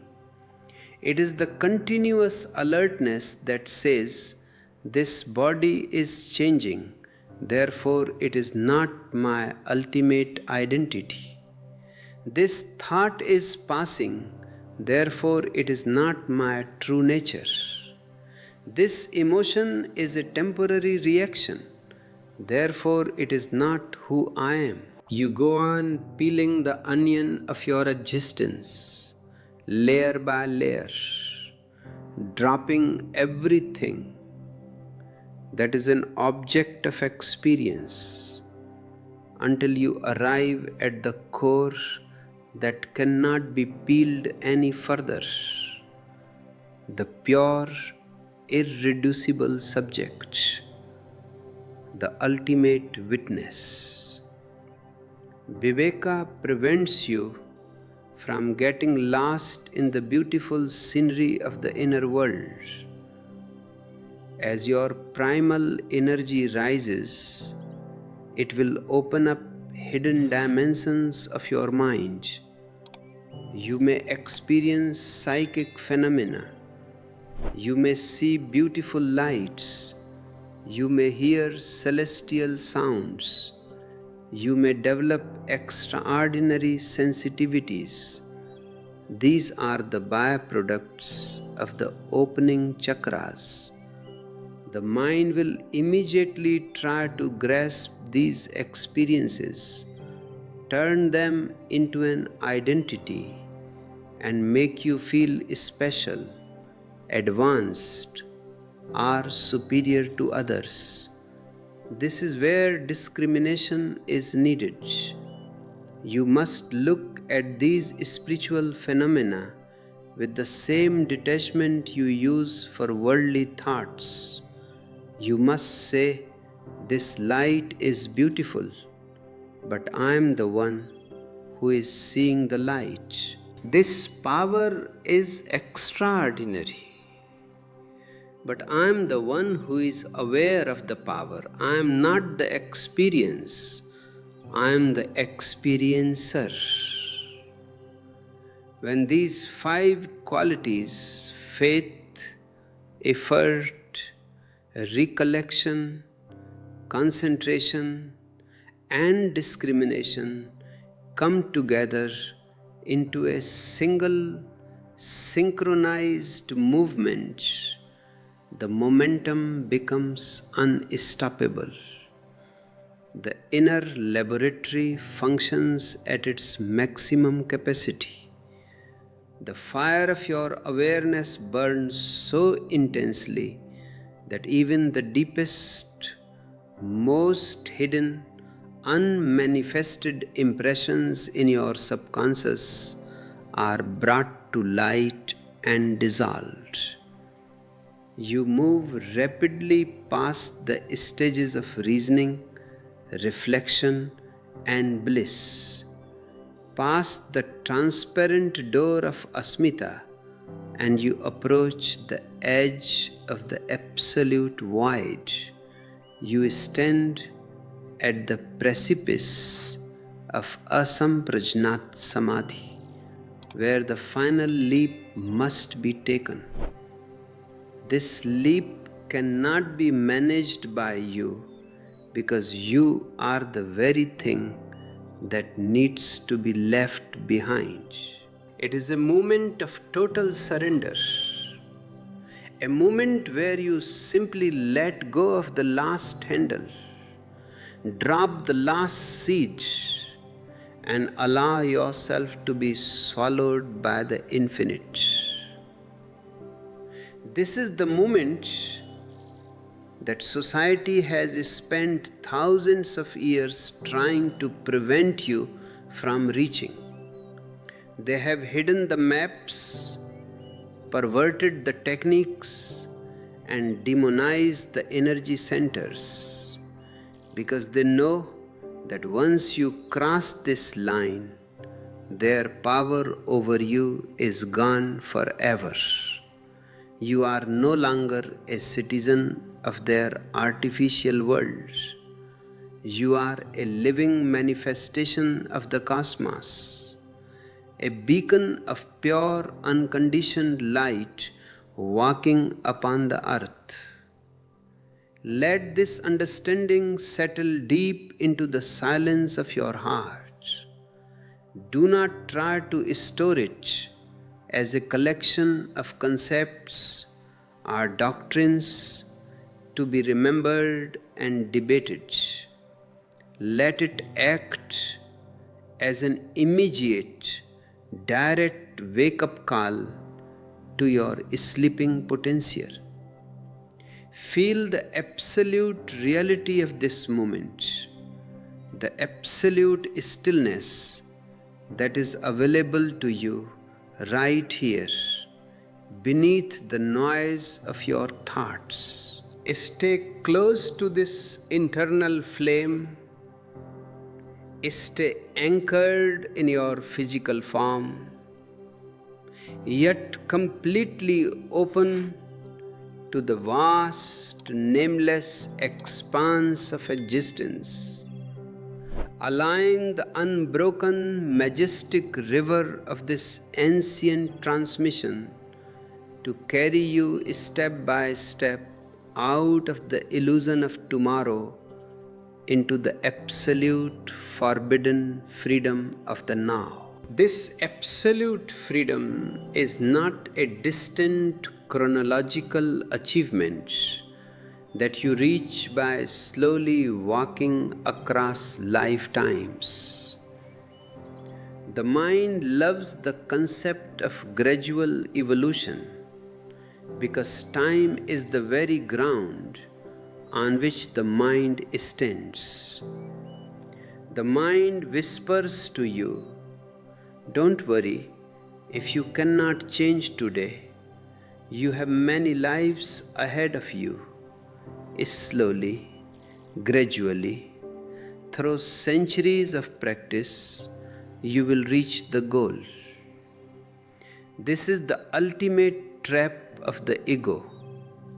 It makes you feel comfortable with your current misery. It gives you a beautiful cosmic alibi for remaining exactly as you are, lazy, unconscious, and mechanical.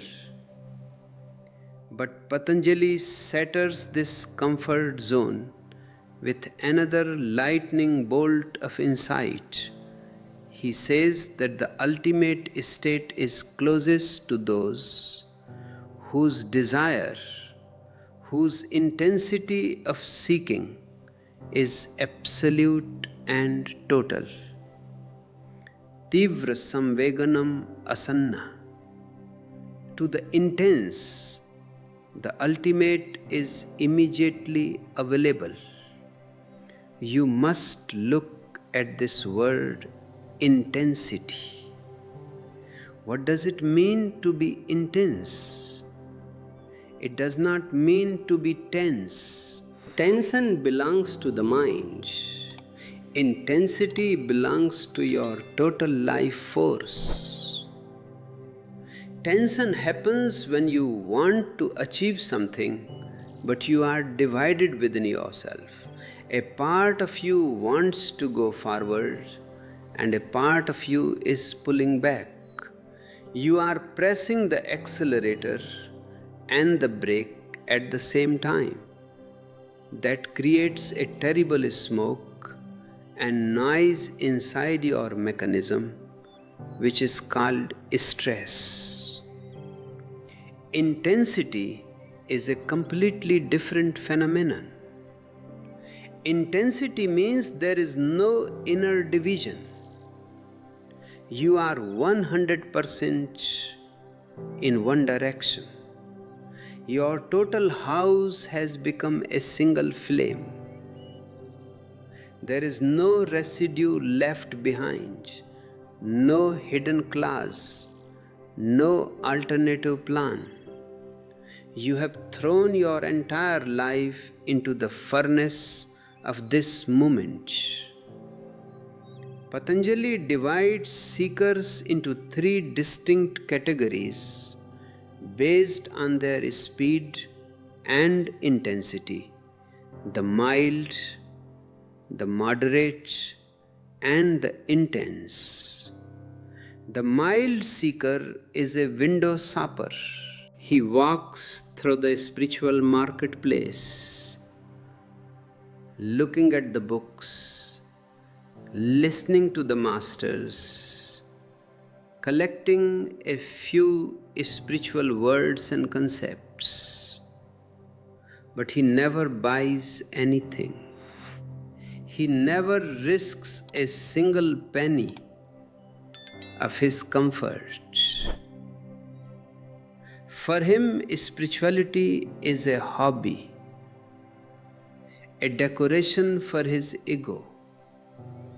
It gives him a sophisticated topic of conversation at his dinner parties.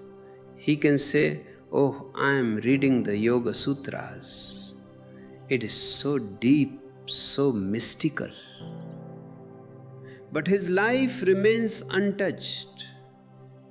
He remains the same greedy, angry, anxious person he has always been. He wants truth, but only if it comes cheap. Only if it does not disturb his respectable lifestyle, his social security, and his psychological habits. Then there is the moderate seeker. He is more serious than the window shopper. He actually enters the shop. He asks the price. He even tries to practice a little bit of discipline. He sits for meditation for 20 minutes every morning. He modifies his diet. He tries to be good and kind to people, but he is still a businessman. He is constantly negotiating with existence.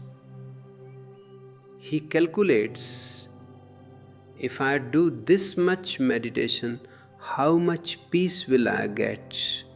When will my kundalini awaken? What am I getting in return for my efforts? He treats yoga like an investment. He wants a guarantee before he takes a step. He is serious, but his seriousness is heavy, dull, and uncreative. He lacks the wild passion of the lover.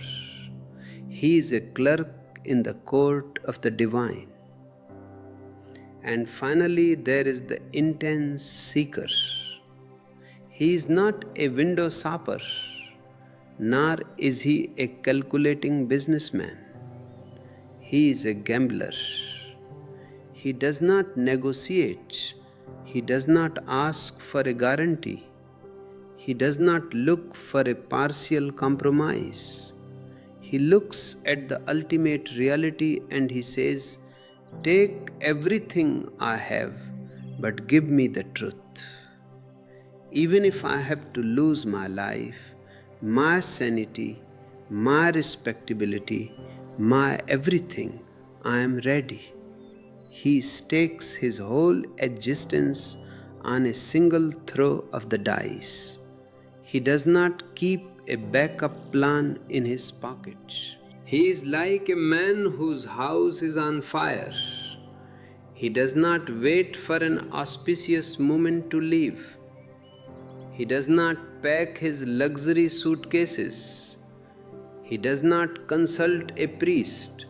He simply jumps out of the window. He is desperate for liberation.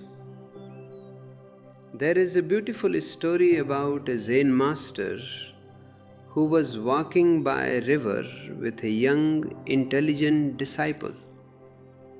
The disciple was asking highly sophisticated philosophical questions about the nature of enlightenment, the void, and the cessation of the mind. He was showing off all his theoretical knowledge. The master walked silently, listening to the flow of the river, completely ignoring the disciple's clever arguments.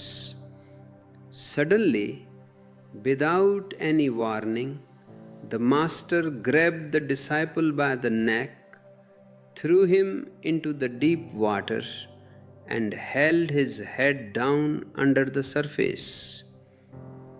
The disciple was shocked.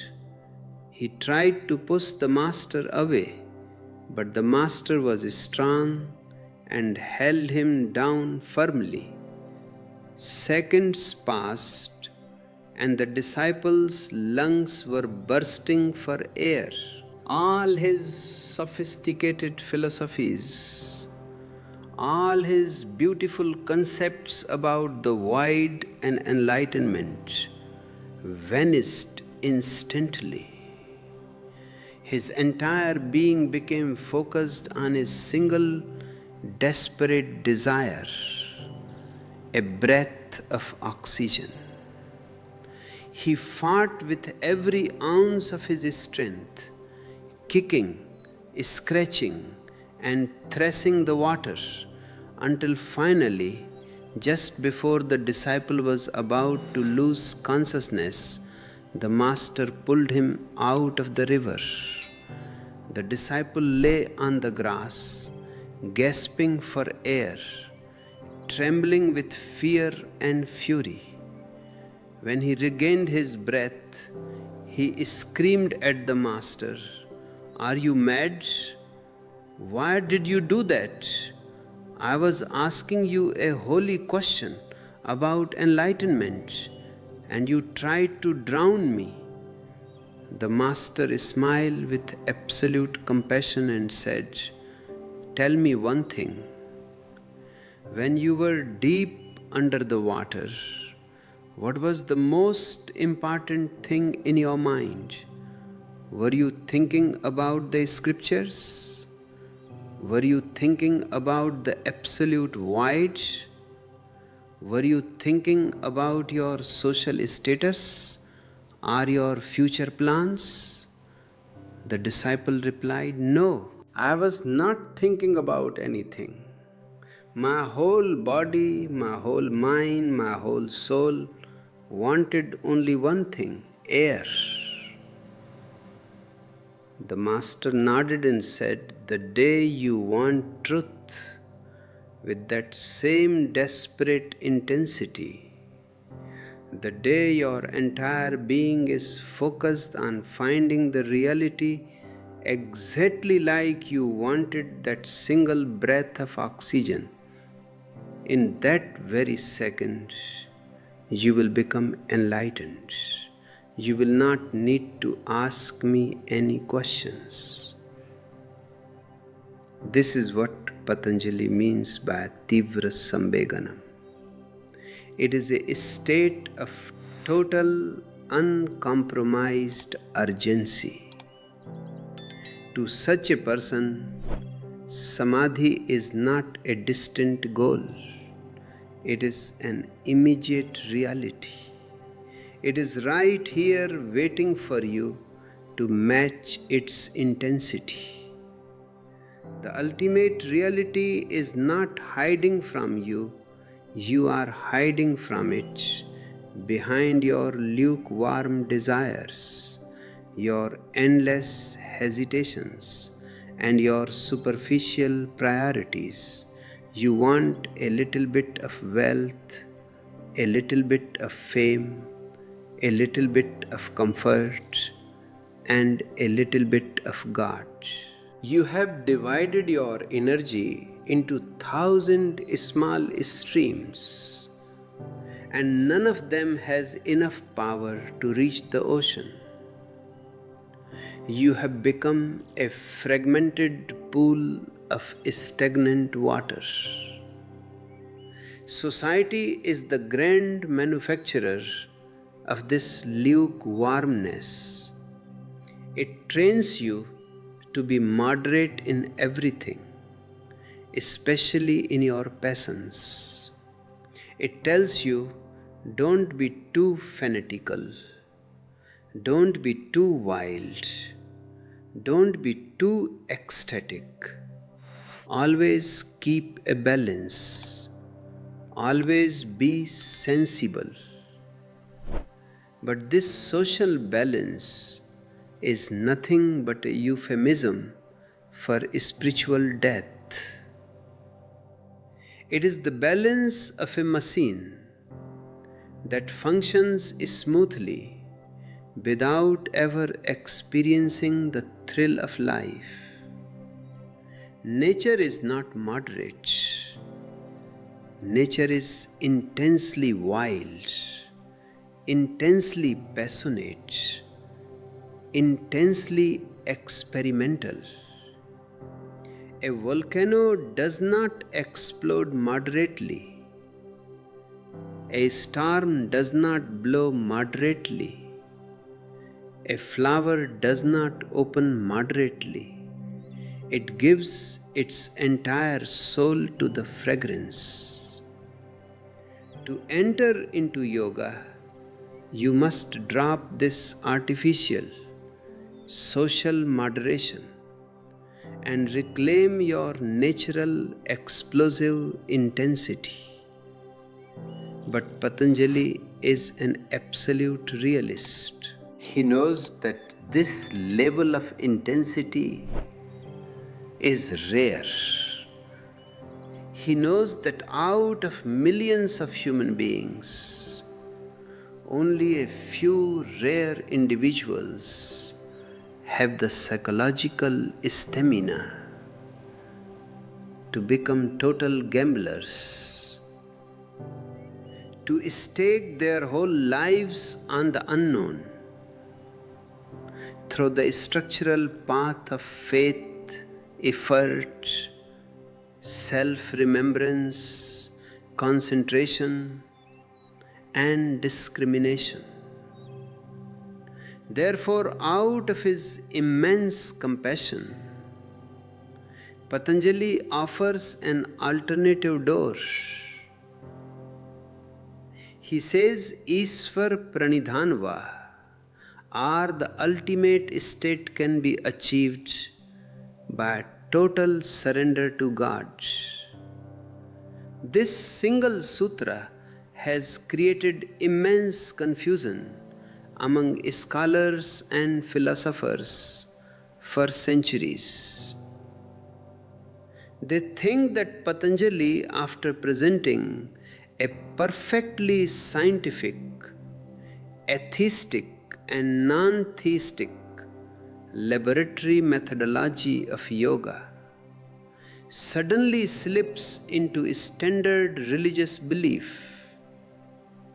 They think he is contradicting himself by bringing God into a science that depends entirely on your own internal effort and awareness.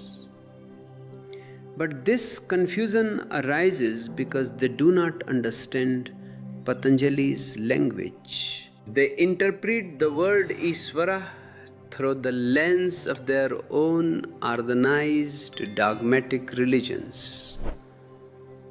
Patanjali's definition of God is completely different from the God of the Christians, the Hindus, or the Muslims.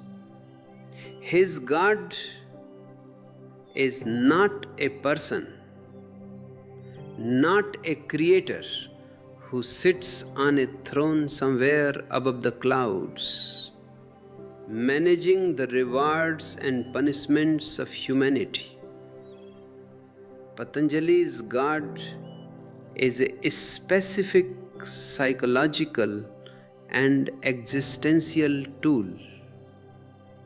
He defines Ishvara as a special Purusha, a supreme consciousness that is entirely untouched by afflictions, untouched by actions, untouched by the fruits of actions, and untouched by any unmanifested impressions or desires.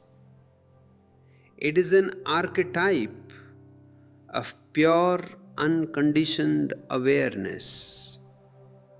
It is a symbol of your own ultimate potentiality, completely clean, completely free from any past or future.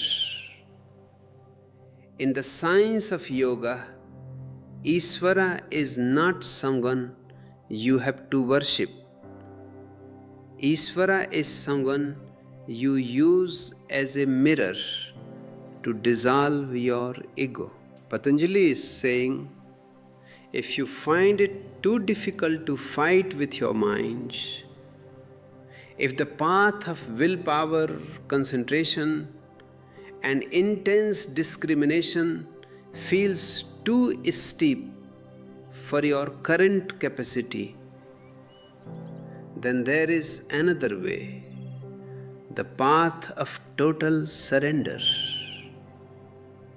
You create an image, a concept of the supreme unconditioned consciousness, and you surrender your total ego to it. You say, I am no longer the master of my life.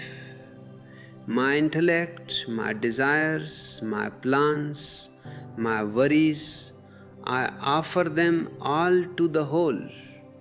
Let the universe do what it wants with me. This act of surrender, pranidhana, is not an act of weakness.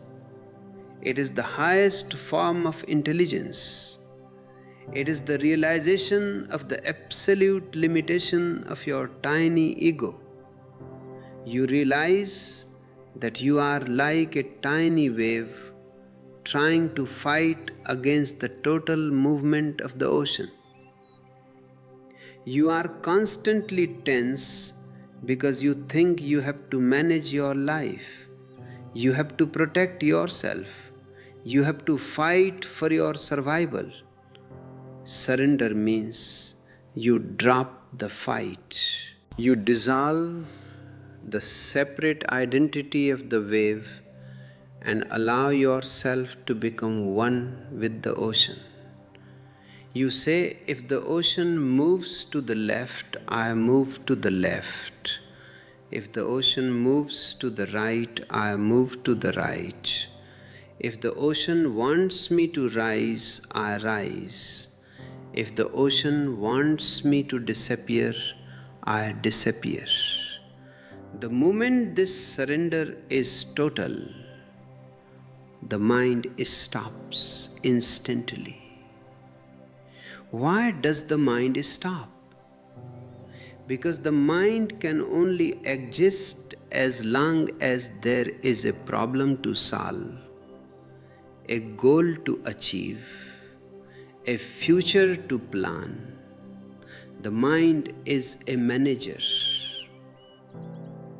When you declare that you are no longer running the business, when you hand over the keys of your total life to the cosmic existence, the manager becomes useless. It has nothing left to do. It cannot worry about tomorrow because tomorrow belongs to Ishvara. It cannot feel guilty about the past because the past has been surrendered. In that absolute non-doing, the mind collapses and you enter into the very same state of samadhi that the structural yogi reaches through intense laser-like concentration. But remember the fundamental condition. The surrender must be 100%. It cannot be a business transaction. You cannot say, I will surrender to you, God, provided you cure my illness, or provided you give me a promotion, or provided you grant me enlightenment. This is not surrender. This is manipulation. You are still the master and you are trying to use God as a servant to fulfill your desires. The ego is very cunning. It can play the game of humility to gain more security.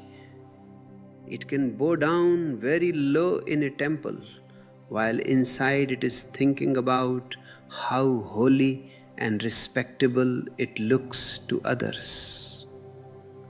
True surrender has no conditions, no expectations, and no safety nets. It is a total eraser of your separate address.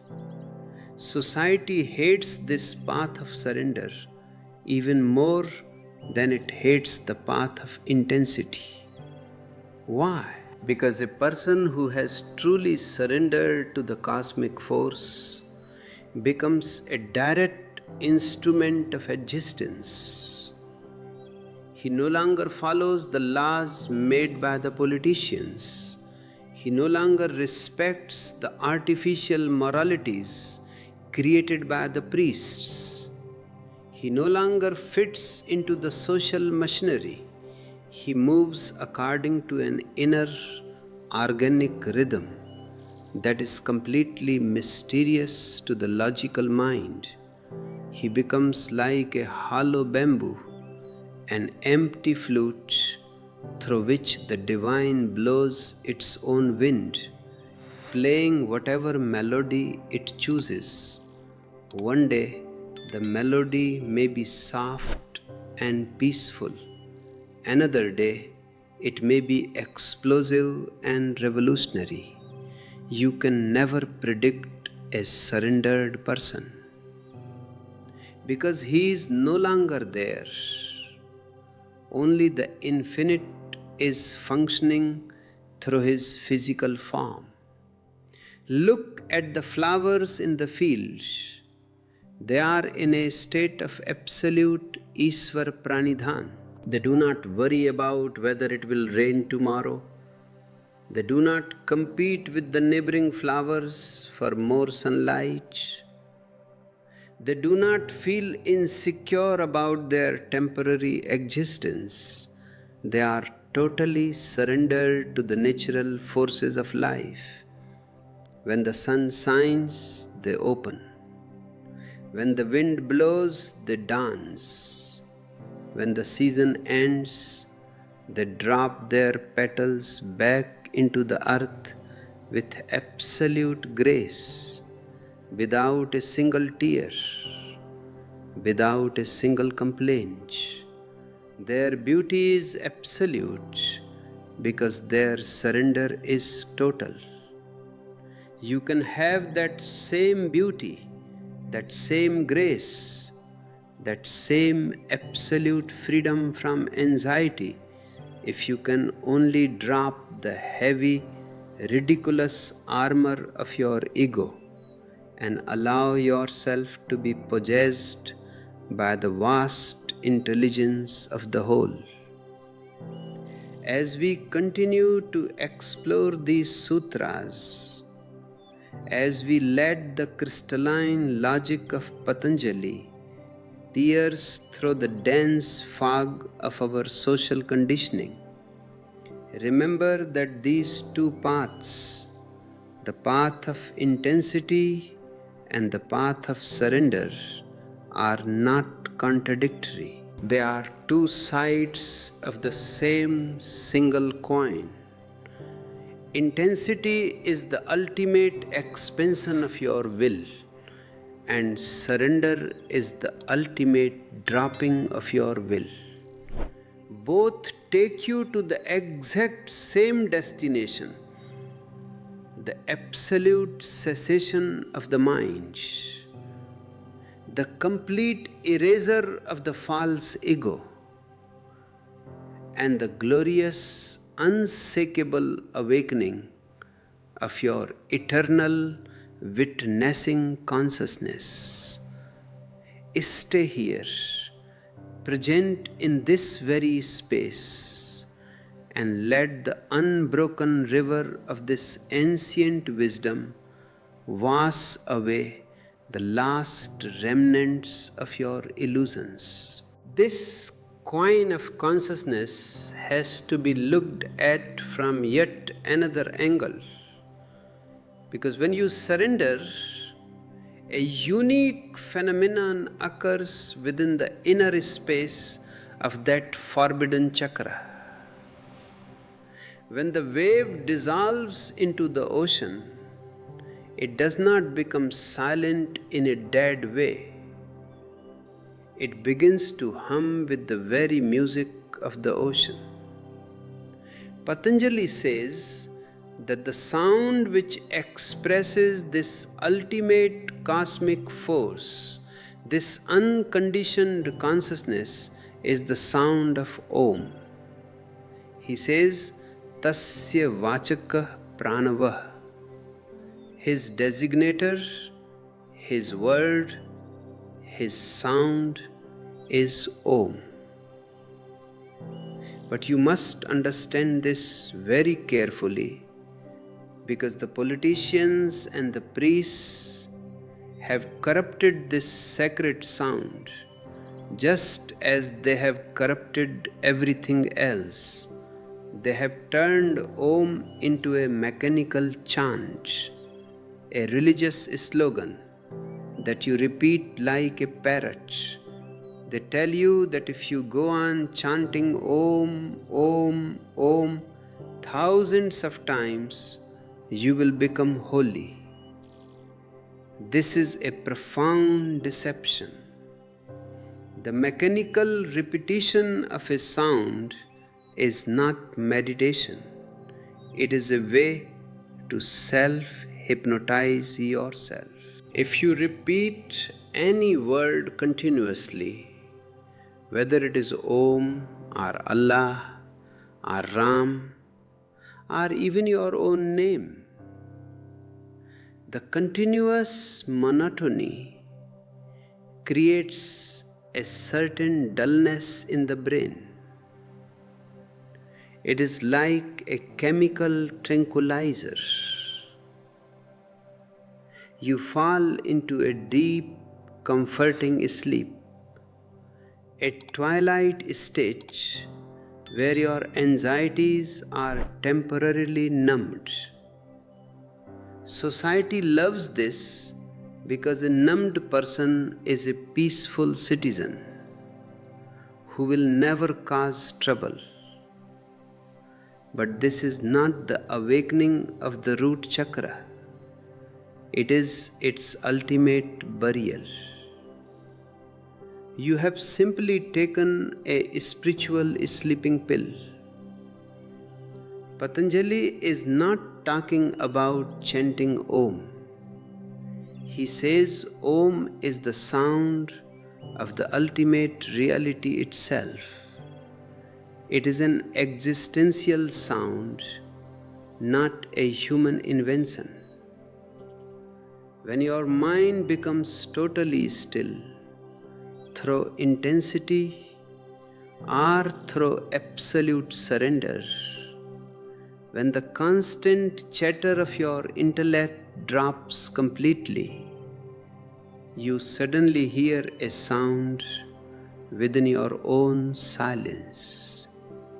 It is a hum, a subtle vibration that fills the entire universe. It is the sound that the trees hear, that the stars hear, that the earth breathes. The ancient seers heard this sound when their consciousness dropped down to the root center and became perfectly aligned with the cosmic energy. Because they had to communicate this experience to the world, they tried to transcribe this wordless melody into human speech. And the closest phonetic approximation they could find was Om. You do not create this sound, you listen to it. It is already there, humming inside your chest, humming at the base of your spine, humming in every atom of your body. It is the sound of the cosmic factory running, but you cannot hear it because your internal radio is tuned to the loud, chaotic stations of your mind. The station of greed, the station of jealousy, the station of future worries. Yoga is the art of changing the channel. When you turn off the internal noise, the universal hum becomes audible. Patanjali says that when you listen to this sound, when you become one with this vibration, you must also contemplate its meaning. And what is its meaning? Its meaning is not a concept found in a dictionary. Its meaning is the very experience of your own unconditioned being. The moment you align your awareness with this cosmic hum, Patanjali says all obstacles disappear and your consciousness turns completely inward. But let us look closely at these obstacles because they are the very tools that society uses to keep your forbidden chakra locked in a state of paralysis. Patanjali lists 9 specific obstacles that arise on the path of inner inquiry, and he calls them the distractors of the mind: sickness, apathy, doubt, carelessness, laziness, worldliness, delusion, the failure to attain a ground, and instability. These 9 are not accidental personal flaws. They are the deep-seated defense mechanisms of your conditioning, designed to pull you back into the safety of the herd whenever you try to break free. The first obstacle is vyadhi, sickness, disease. You must understand the deep psychological connection between your mind and your body. The body and the mind are not two separate things. They are one single organism, a psychosomatic reality. What happens in the mind immediately manifests in the physical structure. Society creates a deeply sick environment because it forces you to live in a state of constant suppression. When you suppress your natural anger, when you hide your authentic sexuality, when you fake a smile while your heart is breaking, where does that unexpressed energy go? It does not vanish. It gets trapped in your tissues, in your muscles, in your organs, creating a permanent state of internal toxicity. This toxicity manifests as physical illness. Sickness is often an unconscious strategy of the ego to avoid the hard work of transformation. When you decide to sit silently, when you decide to face yourself, suddenly a headache appears. Suddenly your stomach starts aching. Suddenly you feel an intense fatigue. The mind is very cunning. It creates a physical excuse so that you can say, "Oh, I want to meditate. I want to open my chakras, but my body is too sick today. Let me rest. Let me take a pill. I will try again tomorrow." Look at the trick. Sickness becomes a shield to protect your illusions from the sharp sword of awareness.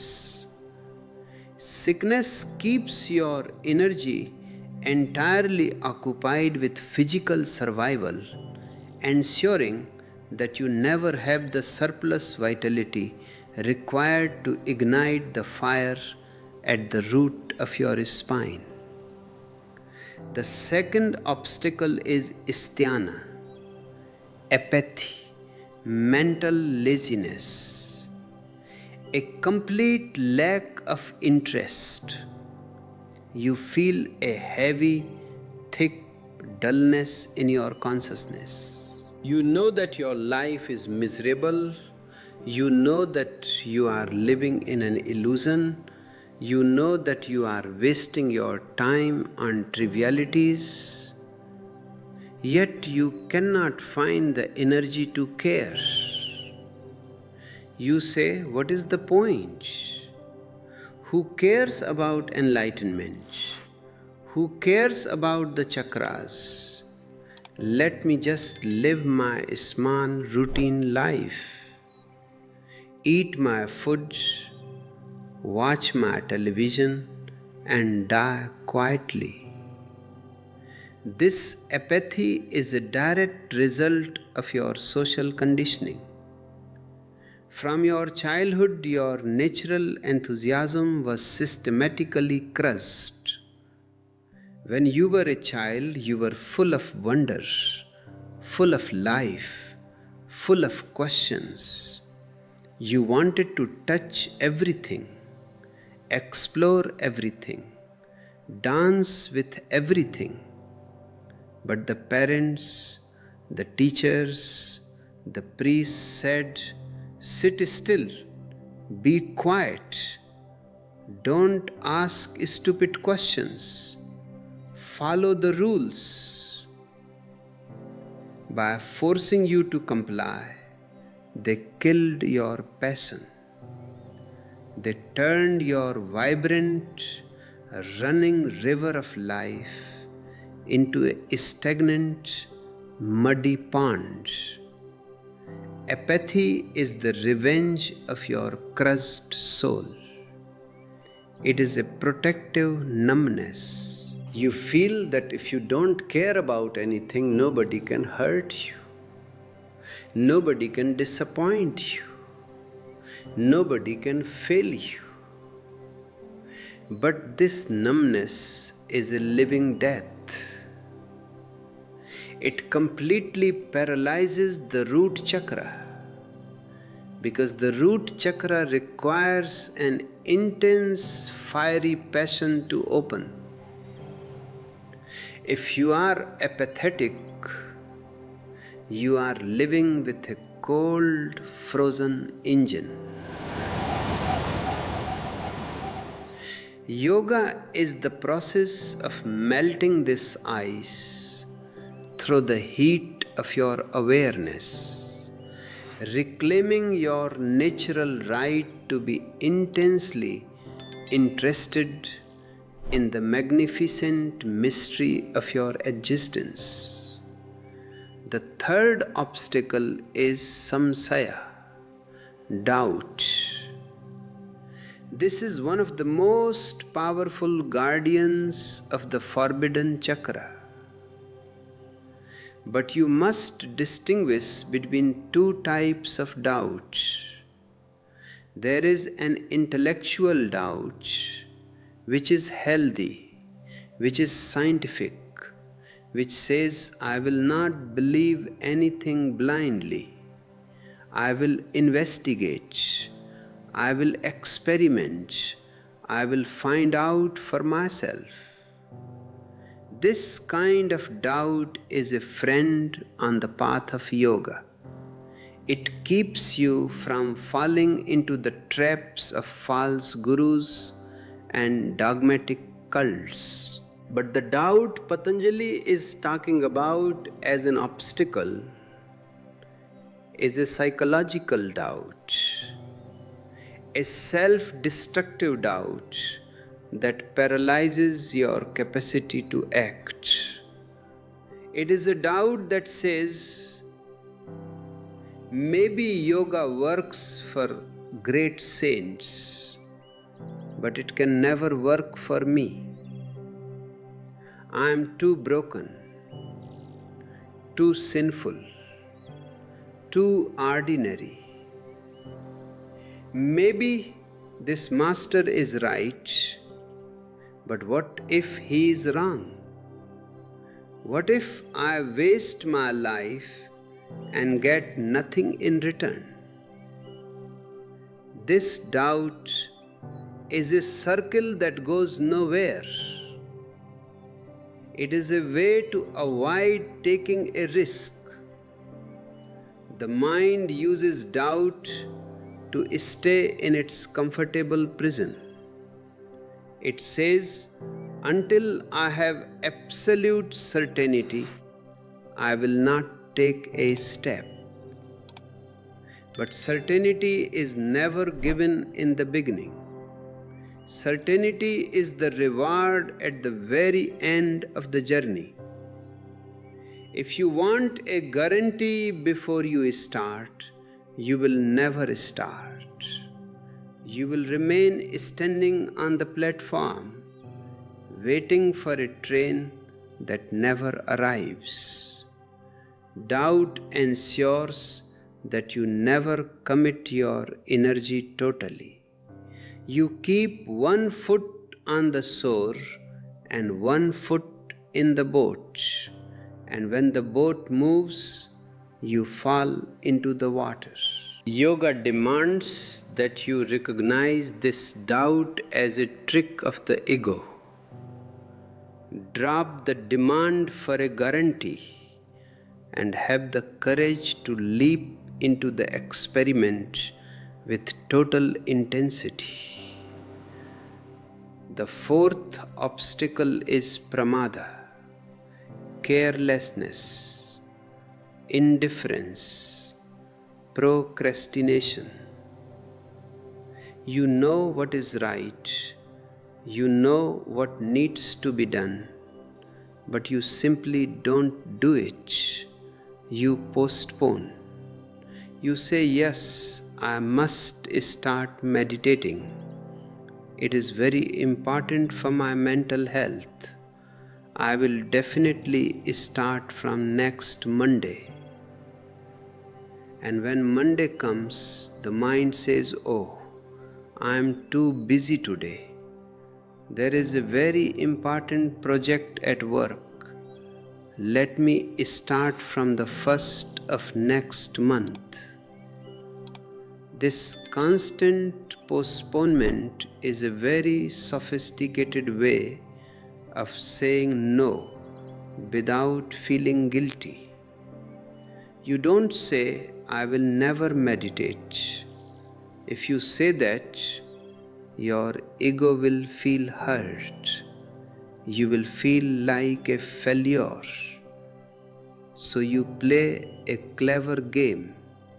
You say, I will do it tomorrow.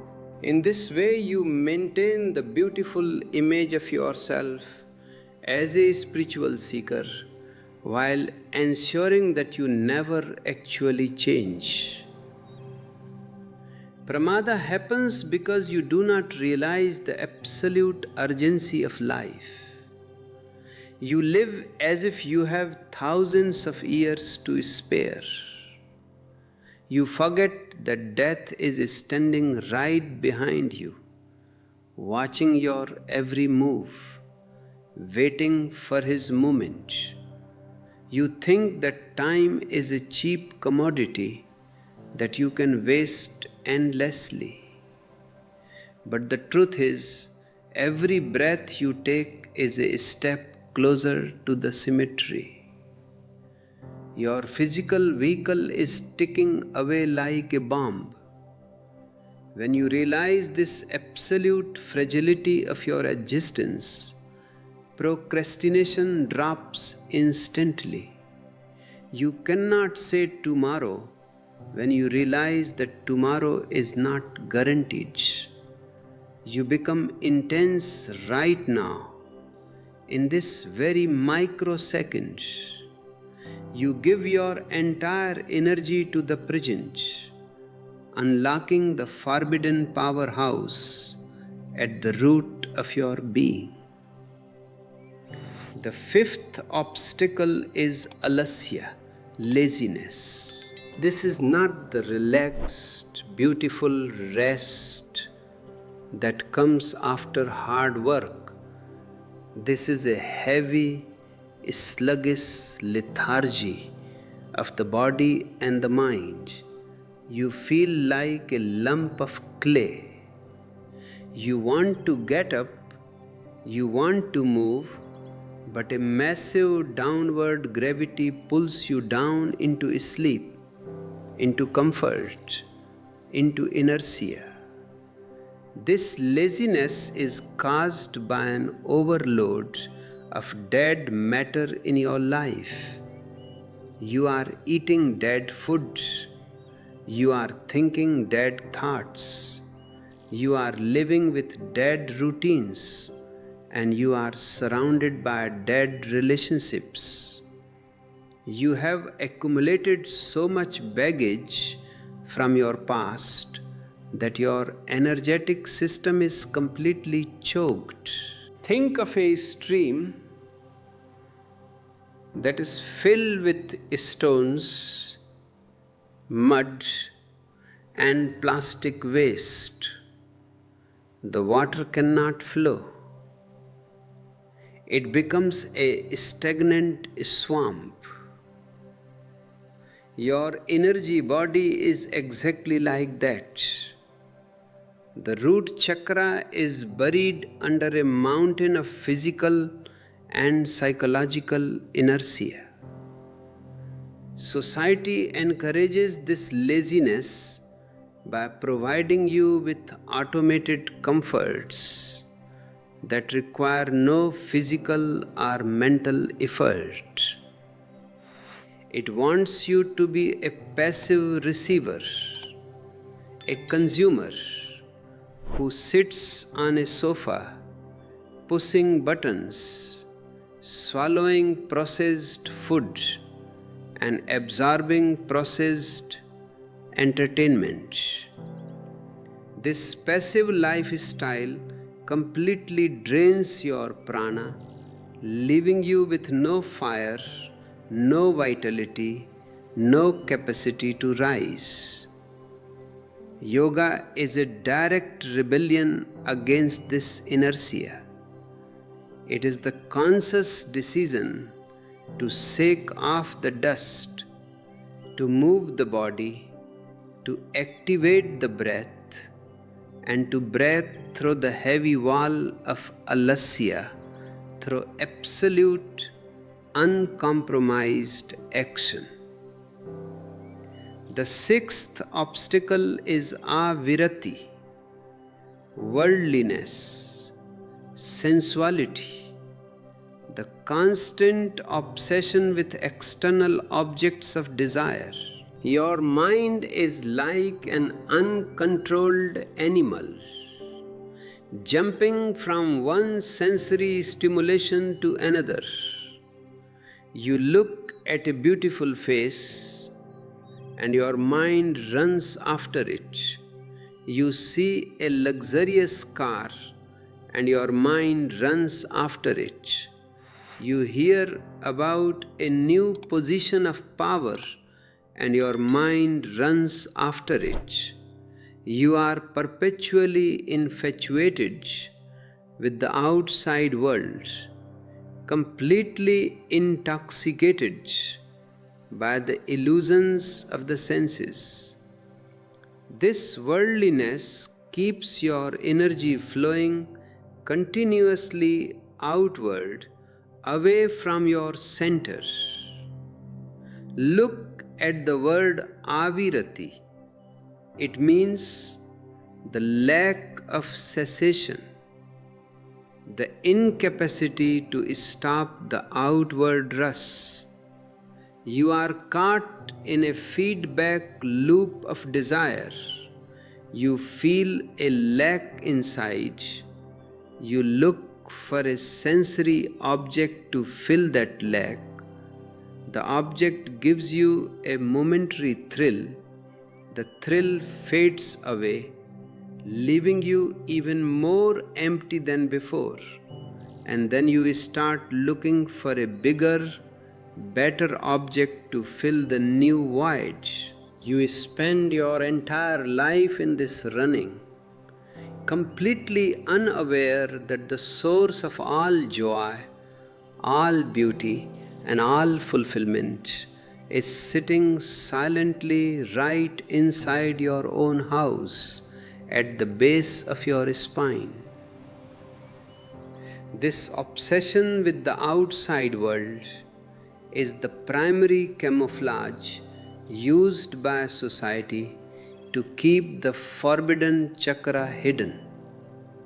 They bombard you with advertisements, with images, with sexualized stimulations, ensuring that your eyes are always glued to the periphery so that you never look down into your own roots and find your absolute independence. The seventh obstacle is Bhranti Darsana, false perception, delusion, illusion. You see things that are not there, and you fail to see things that are there. You mistake the changing for the eternal, the miserable for the blissful, the impure for the pure, and the non-self for the self. The greatest delusion of all is the illusion of your ego. You think you are a separate, independent entity, an isolated island in the ocean of existence. You say, this is my life, this is my achievement, this is my property.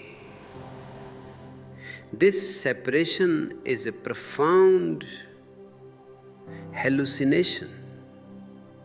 It is like a leaf on a tree thinking that it is separate from the branches, separate from the roots, separate from the soil. Because of this delusion, you live in constant fear. You are afraid of being destroyed, afraid of being forgotten, afraid of being insignificant. You build massive walls of prestige, wealth, and respectability to protect this imaginary ego. But these walls are the very things that block the flow of your primal energy. They turn your root center into a dark, suffocating prison. Bhranti Darsana makes you see the opening of the root chakra as a dangerous, chaotic event that will destroy your sanity and your social standing. It makes you fear your own absolute power. Yoga is the process of shattering this delusion through the sharp, uncompromising light of viveka, discrimination. It is seeing the ego for what it is, a social fiction, a shadow that disappears the moment you turn on the light of your true witnessing consciousness. The eighth obstacle is alabdha bhumikatva, the failure to attain a ground, the inability to find a baseline on the path of inner inquiry. You practice meditation, you do your breathing exercises, you listen to the discourses, and for few days you feel a beautiful shift. You feel lighter, more peaceful, more grounded.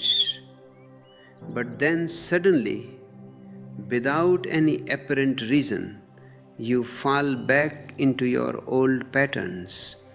You lose the state. You find yourself back at square one, feeling just as angry, just as anxious, and just as confused as before you started. It feels as if you are trying to climb a greasy pole. You climb up 3 feet and you slip down 4 feet. This failure to find a stable ground can be deeply discouraging. It makes you feel that all your efforts are useless, that you are simply not cut off for this journey. But you must understand why this happens. It happens because your practice is not yet consolidated. The roots of your conditioning are very deep, going down into lifetimes of habits. When you meditate, you create a tiny ripple of awareness on the surface of your consciousness, but underneath, the massive, heavy currents of your old habits are still moving. The moment your practice relaxes even for a split second, the old current grabs you and pulls you down. To find a ground, you need a continuous, uninterrupted discipline. You cannot treat yoga like a weekend resort. It must become your breath, your pulse, your very way of living. The ninth and final obstacle is anvasthitatva, instability, the incapacity to maintain the ground once it has been attained. Even if you manage to find a baseline, even if you achieve a state of deep absorption and feel the energy rising from your root chakra with absolute clarity, you cannot hold it. You are stable today, but tomorrow you are unstable. You are a Buddha in the morning, sitting silently in your room, and by the evening you are a madman, shouting at your partner or worrying about your money. This instability creates a deep inner split. You feel like a hypocrite, moving between two completely different worlds, the world of spiritual purity and the world of mechanical reactivity. This instability happens because you are still fighting with your mind.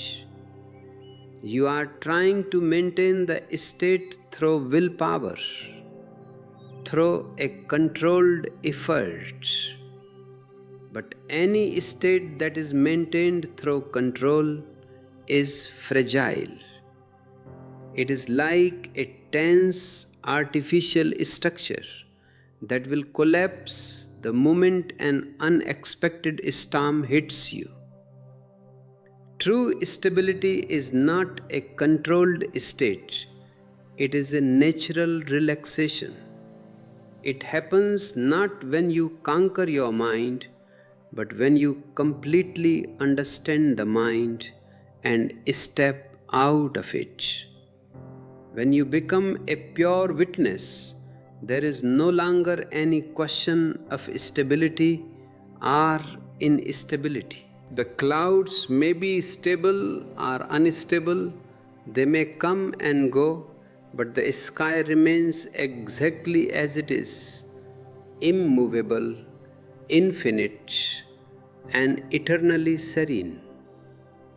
These 9 obstacles are accompanied by 4 secondary symptoms that manifest in your daily life: grief, despair, trembling of the body, and irregular breathing. These 4 are the indicators that your energy system is in a state of high friction, caught between the downward pull of your social conditioning and the upward urge of your evolutionary potential. When you are blocked, you feel a deep existential grief, a sadness that has no specific cause in the outside world. You feel an underlying despair, a sense that your life is meaningfulness and that there is no exit from your prison. Your body trembles with nervous tension, and your breath becomes shallow, jagged, and disconnected from your belly. Patanjali does not ask you to fight these 9 obstacles and 4 symptoms one by one. That would be an endless, impossible task, like trying to cut down a giant tree by clipping its thousands of leaves. Patanjali gives you a single majestic shortcut. He says, Tat pratisedha artham ek tattva abhyasa. To overcome these obstacles, one must practice concentration on a single truth, a single principle, a single element. Do not divide your energy. Do not try to solve your sickness today, your laziness tomorrow, and your doubt the day after. Gather your entire fragmented awareness, bring it back to a single point of focus, and stay there with absolute, uncompromised intensity. This single truth can be your breath. It can be the cosmic sound Om. It can be the pure attitude of witnessing, or it can be the raw, vibrating energy at the root of your spine. It does not matter what the object is. What matters is the absolute singularity of your focus. When your total consciousness is brought down to a single point, it becomes like a massive boulder rolling down a hill, crushing all obstacles, all doubts, all sicknesses, and all dimensions of laziness in its path. The fire of your concentrated presence burns through the defenses of the ego, melting the locks on the forbidden chakra and allowing the sleeping serpent of your divine potential to awaken, to straighten its spine, and to begin its glorious, unstoppable ascent into the boundless sky of ultimate freedom. Stay here, anchored in this very singularity, and let the unbroken river of this ancient transmission wash away the last remnants of your illusions. This singularity of focus is not an imprisonment of your attention. It is the ultimate liberation of your consciousness from the chaotic marketplace of worldly distractions. When your total energy is gathered into a single stream, the internal friction that has exhausted you for decades disappears. You have spent your entire life running in 100 different directions simultaneously, trying to please your parents, trying to fulfill social expectations, trying to accumulate wealth, and trying to remain spiritually respectable. This multidirectional fragmentation is the very mechanism that keeps the forbidden chakra tightly locked. It ensures that your vital life force is broken down into tiny, harmless drops that can never form a powerful wave. But when you practice concentration on a single principle, you gather those scattered drops into an unshakable torrent. You become a unified force, an absolute monument of pure presence. When this internal unification happens, the mind undergoes a profound structural change. Patanjali explains that as the internal modifications settle down, the consciousness becomes like a flawless, transparent crystal. A crystal has no color of its own. It is perfectly empty, perfectly neutral. If you place a red flower next to a transparent crystal, the crystal appears completely red. If you place a blue flower next to it, the crystal appears completely blue.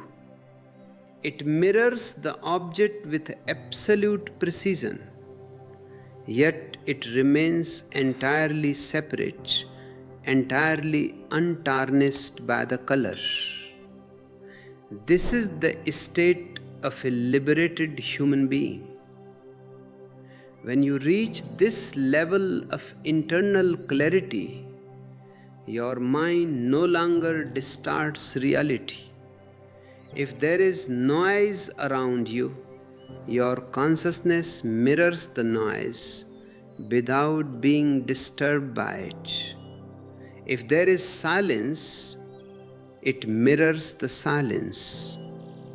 You look at the world through an instrument that has been entirely purified of past conditionings, past prejudices, and future desires. This crystalline clarity is what society has systematically tried to destroy throughout human history. The establishment does not want you to be a transparent crystal. It wants you to be a colored glass, painted with the stains of nationalism, religious dogmatism, social guilt, and political ideology. They want you to look at a person from another country and see an enemy. They want you to look at your own biological instincts and see a sin. They want you to look at their artificial systems and see the ultimate truth. By coloring your glass, they ensure that you can never see reality as it is. You see only their projections, their narratives, their illusions. The root chakra, which contains the raw, unadulterated life force of nature, is the primary target of this coloring. They have painted it with the dark, heavy colors of shame, fear, and perversion, making you look at your own foundation with disgust. The moment you drop these artificial colors through the practice of non-judgmental witnessing, your energy returns to its original transparent purity. You look down into that forbidden chakra and you no longer see a den of animalistic sins. You see the pristine, magnificent powerhouse of nature itself. You see that the energy sitting at the base of your spine is the very same energy that causes the flowers to bloom, the rivers to flow, and the stars to ignite. It is not your energy. It is the cosmic energy using your physical body as a temporary home. This realization brings an immense liberation. The burden of personal guilt drops from your shoulders instantly. You realize that you have never been a sinner, that you have never been broken, that you have never been separate from the divine whole. You have simply been asleep in a carefully constructed social nightmare. Waking up from this nightmare means reclaiming your absolute sovereignty. A sovereign human being is a person who has discovered his own internal authority. A person who no longer looks to the outside world for validation, direction, or meaning. He does not ask society what is right or what is wrong. He looks into the mirror of his own crystalline consciousness and moves according to his inner light. This absolute independence is the ultimate threat to any organized system of control. A person who is rooted in his forbidden chakra cannot be intimidated by threats of social ostracization, physical poverty, or spiritual damnation. He knows that his true wealth is his presence. His true security is his awareness, and his true home is the absolute now. He stands completely alone in his individual majesty, yet he is completely connected to the total rhythm of the cosmos. Patanjali describes this ultimate state of sovereign freedom as kaivalya, absolute isolation, absolute independence, absolute aloneness. But you must understand this word aloneness very deeply. It does not mean loneliness. Loneliness is a negative state, a state where you feel the absence of the other, a state where you are begging for someone else to fill your emptiness.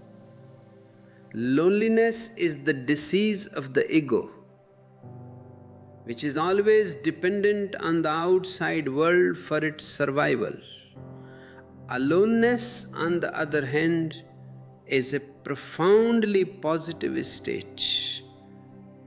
It is the realization of your own absolute fullness, the discovery that you are an infinite kingdom within yourself.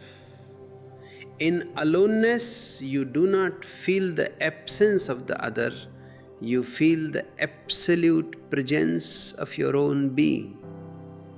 You are so full of your own light, so intoxicated with your own divine nectar, that you no longer need anything from the outside world to make you complete.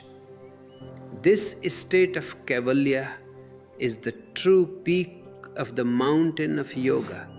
It is the final destination where the seedless samadhi becomes your permanent reality. But a very strange, beautiful paradox happens when you reach this peak.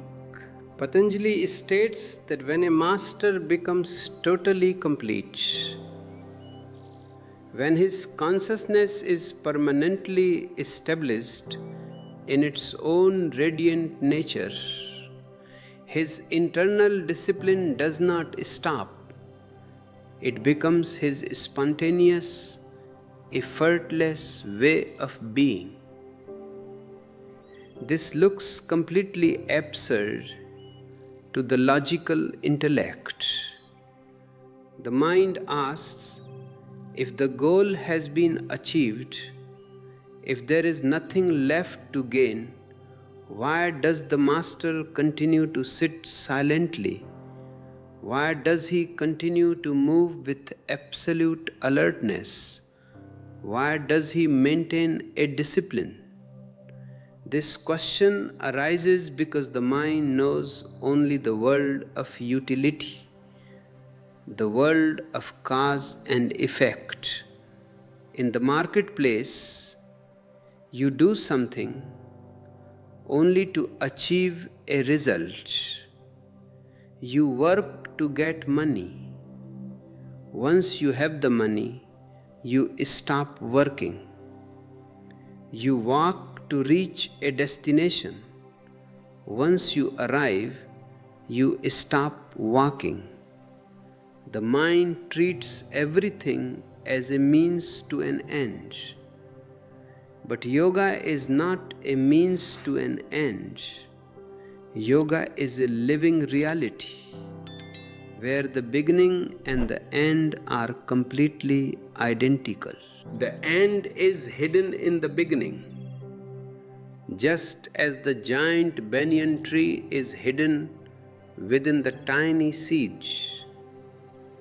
When the tree grows, when it spreads its magnificent branches into the sky and touches the stars, it does not stop producing seeds. It continues to create seeds spontaneously, joyfully, as an expression of its absolute abundance. When a disciple asked Gautama Buddha why he still followed a strict discipline, why he sat in a specific posture and moved with absolute alertness even after 40 years of enlightenment, Buddha laughed and said, "It has become so ingrained in my nature that now I am not following the discipline is following me. It has become my shadow. I do not have to think about being alert. Alertness is my very breath. I do not have to force myself to be silent. Silence is my very heartbeat." For an enlightened master, discipline is no longer a prison, no longer an effort, no longer a duty. It is a pure, uncalculated celebration of his own being. It is art for the sake of art, life for the sake of life, meditation for the sake of meditation.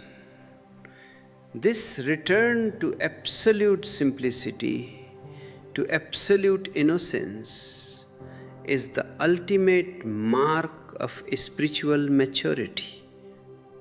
You have traveled through all the complex pathways of the mind.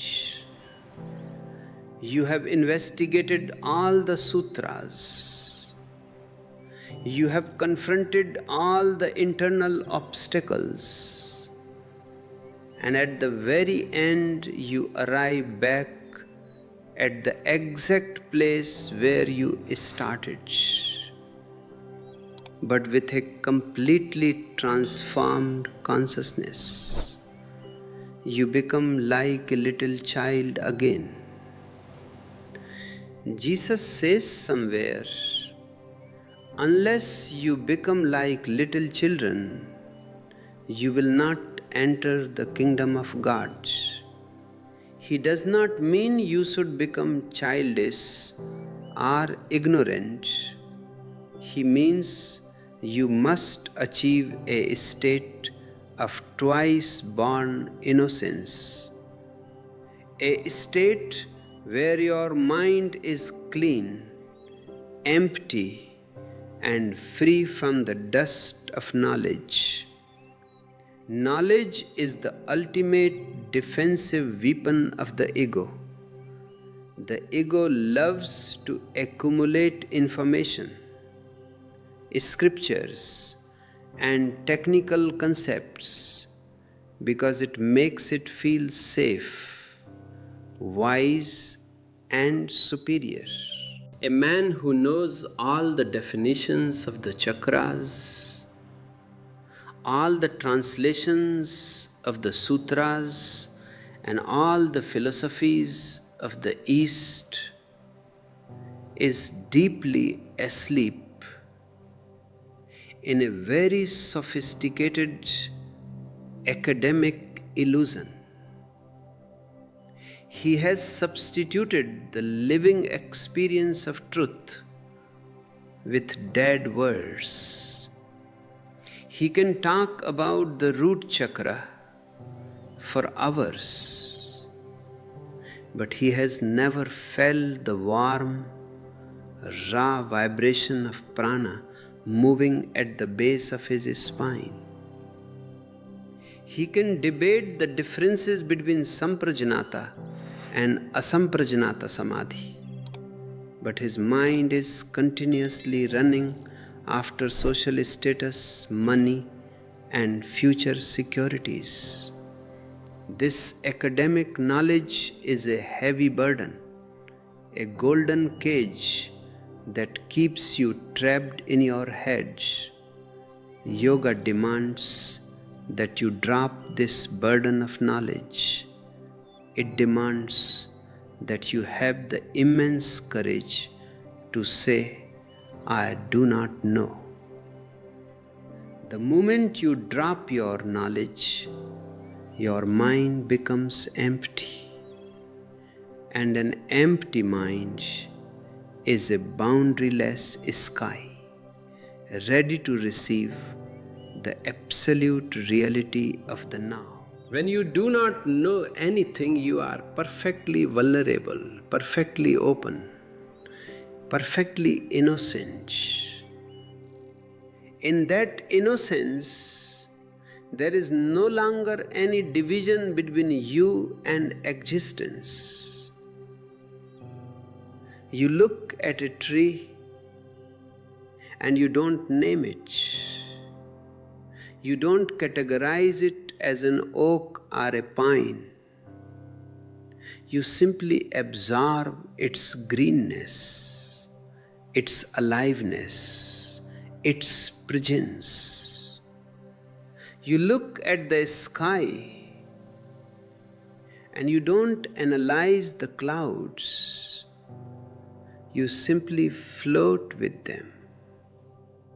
You look into your own body and you don't judge the energy. You simply allow it to move, to vibrate, and to rise. This innocent, non-judgmental relationship with your internal energy is the absolute secret to unlocking the deleted chakra. Society has spent centuries trying to make you clever, strategic, and calculated, because a clever person can be predicted and managed. A clever person will always choose safety over freedom, comfort over truth, and respectability over ecstasy. By reclaiming your childhood innocence through the practice of yoga, you break the spell of this social conditioning. You step out of the herd. You become an unpredictable, wild, and radiant individual. You allow the raw power sitting at the base of your spine to dissolve the rigid structures of your intellect, transforming your total organism into a single, synchronized channel of cosmic consciousness. This transformation is not a forced achievement, it is a natural, organic flowering. When the conditions are right, when the spine is straight yet relaxed, when the breath has dropped into the deep center of the belly, when the senses have turned completely inward, and when the mind has settled into a state of choiceless, effortless witnessing, the energy requires no invitation. It awakens on its own. It melts the ancient blocks of fear and shame, and it begins its majestic, unstoppable ascent through the central highway of your spine. It pierces through the solar plexus, opening the floodgates of your unique power. It passes through the heart, transforming your passions into an uncaused universal love. It cleanses the throat, turning your speech into a pure transmission of truth. And it explodes through the crown of your head, dissolving your separate ego into the infinite, boundaryless ocean of existence. You realize that the forbidden chakra was never a lower center to be avoided or suppressed. It was the very launching pad of your divinity. It was the root that allowed the lotus of your ultimate consciousness to open its petals to the stars. By deleting its true significance from human history, society successfully kept you fragmented, top-heavy, and easy to enslave. But right now, in this very space, beneath the noise of your thoughts, that ancient powerhouse is still fully intact, is still fully alive, is still waiting for your recognition. You do not need to wait for tomorrow. You do not need a new ideology, a new religion, or a new social political system to save you. You have the total laboratory of consciousness right inside your own physical vehicle. Take a deep breath. Drop your awareness down into the very root of your being and allow yourself to just be. Drop all your concepts of who you are.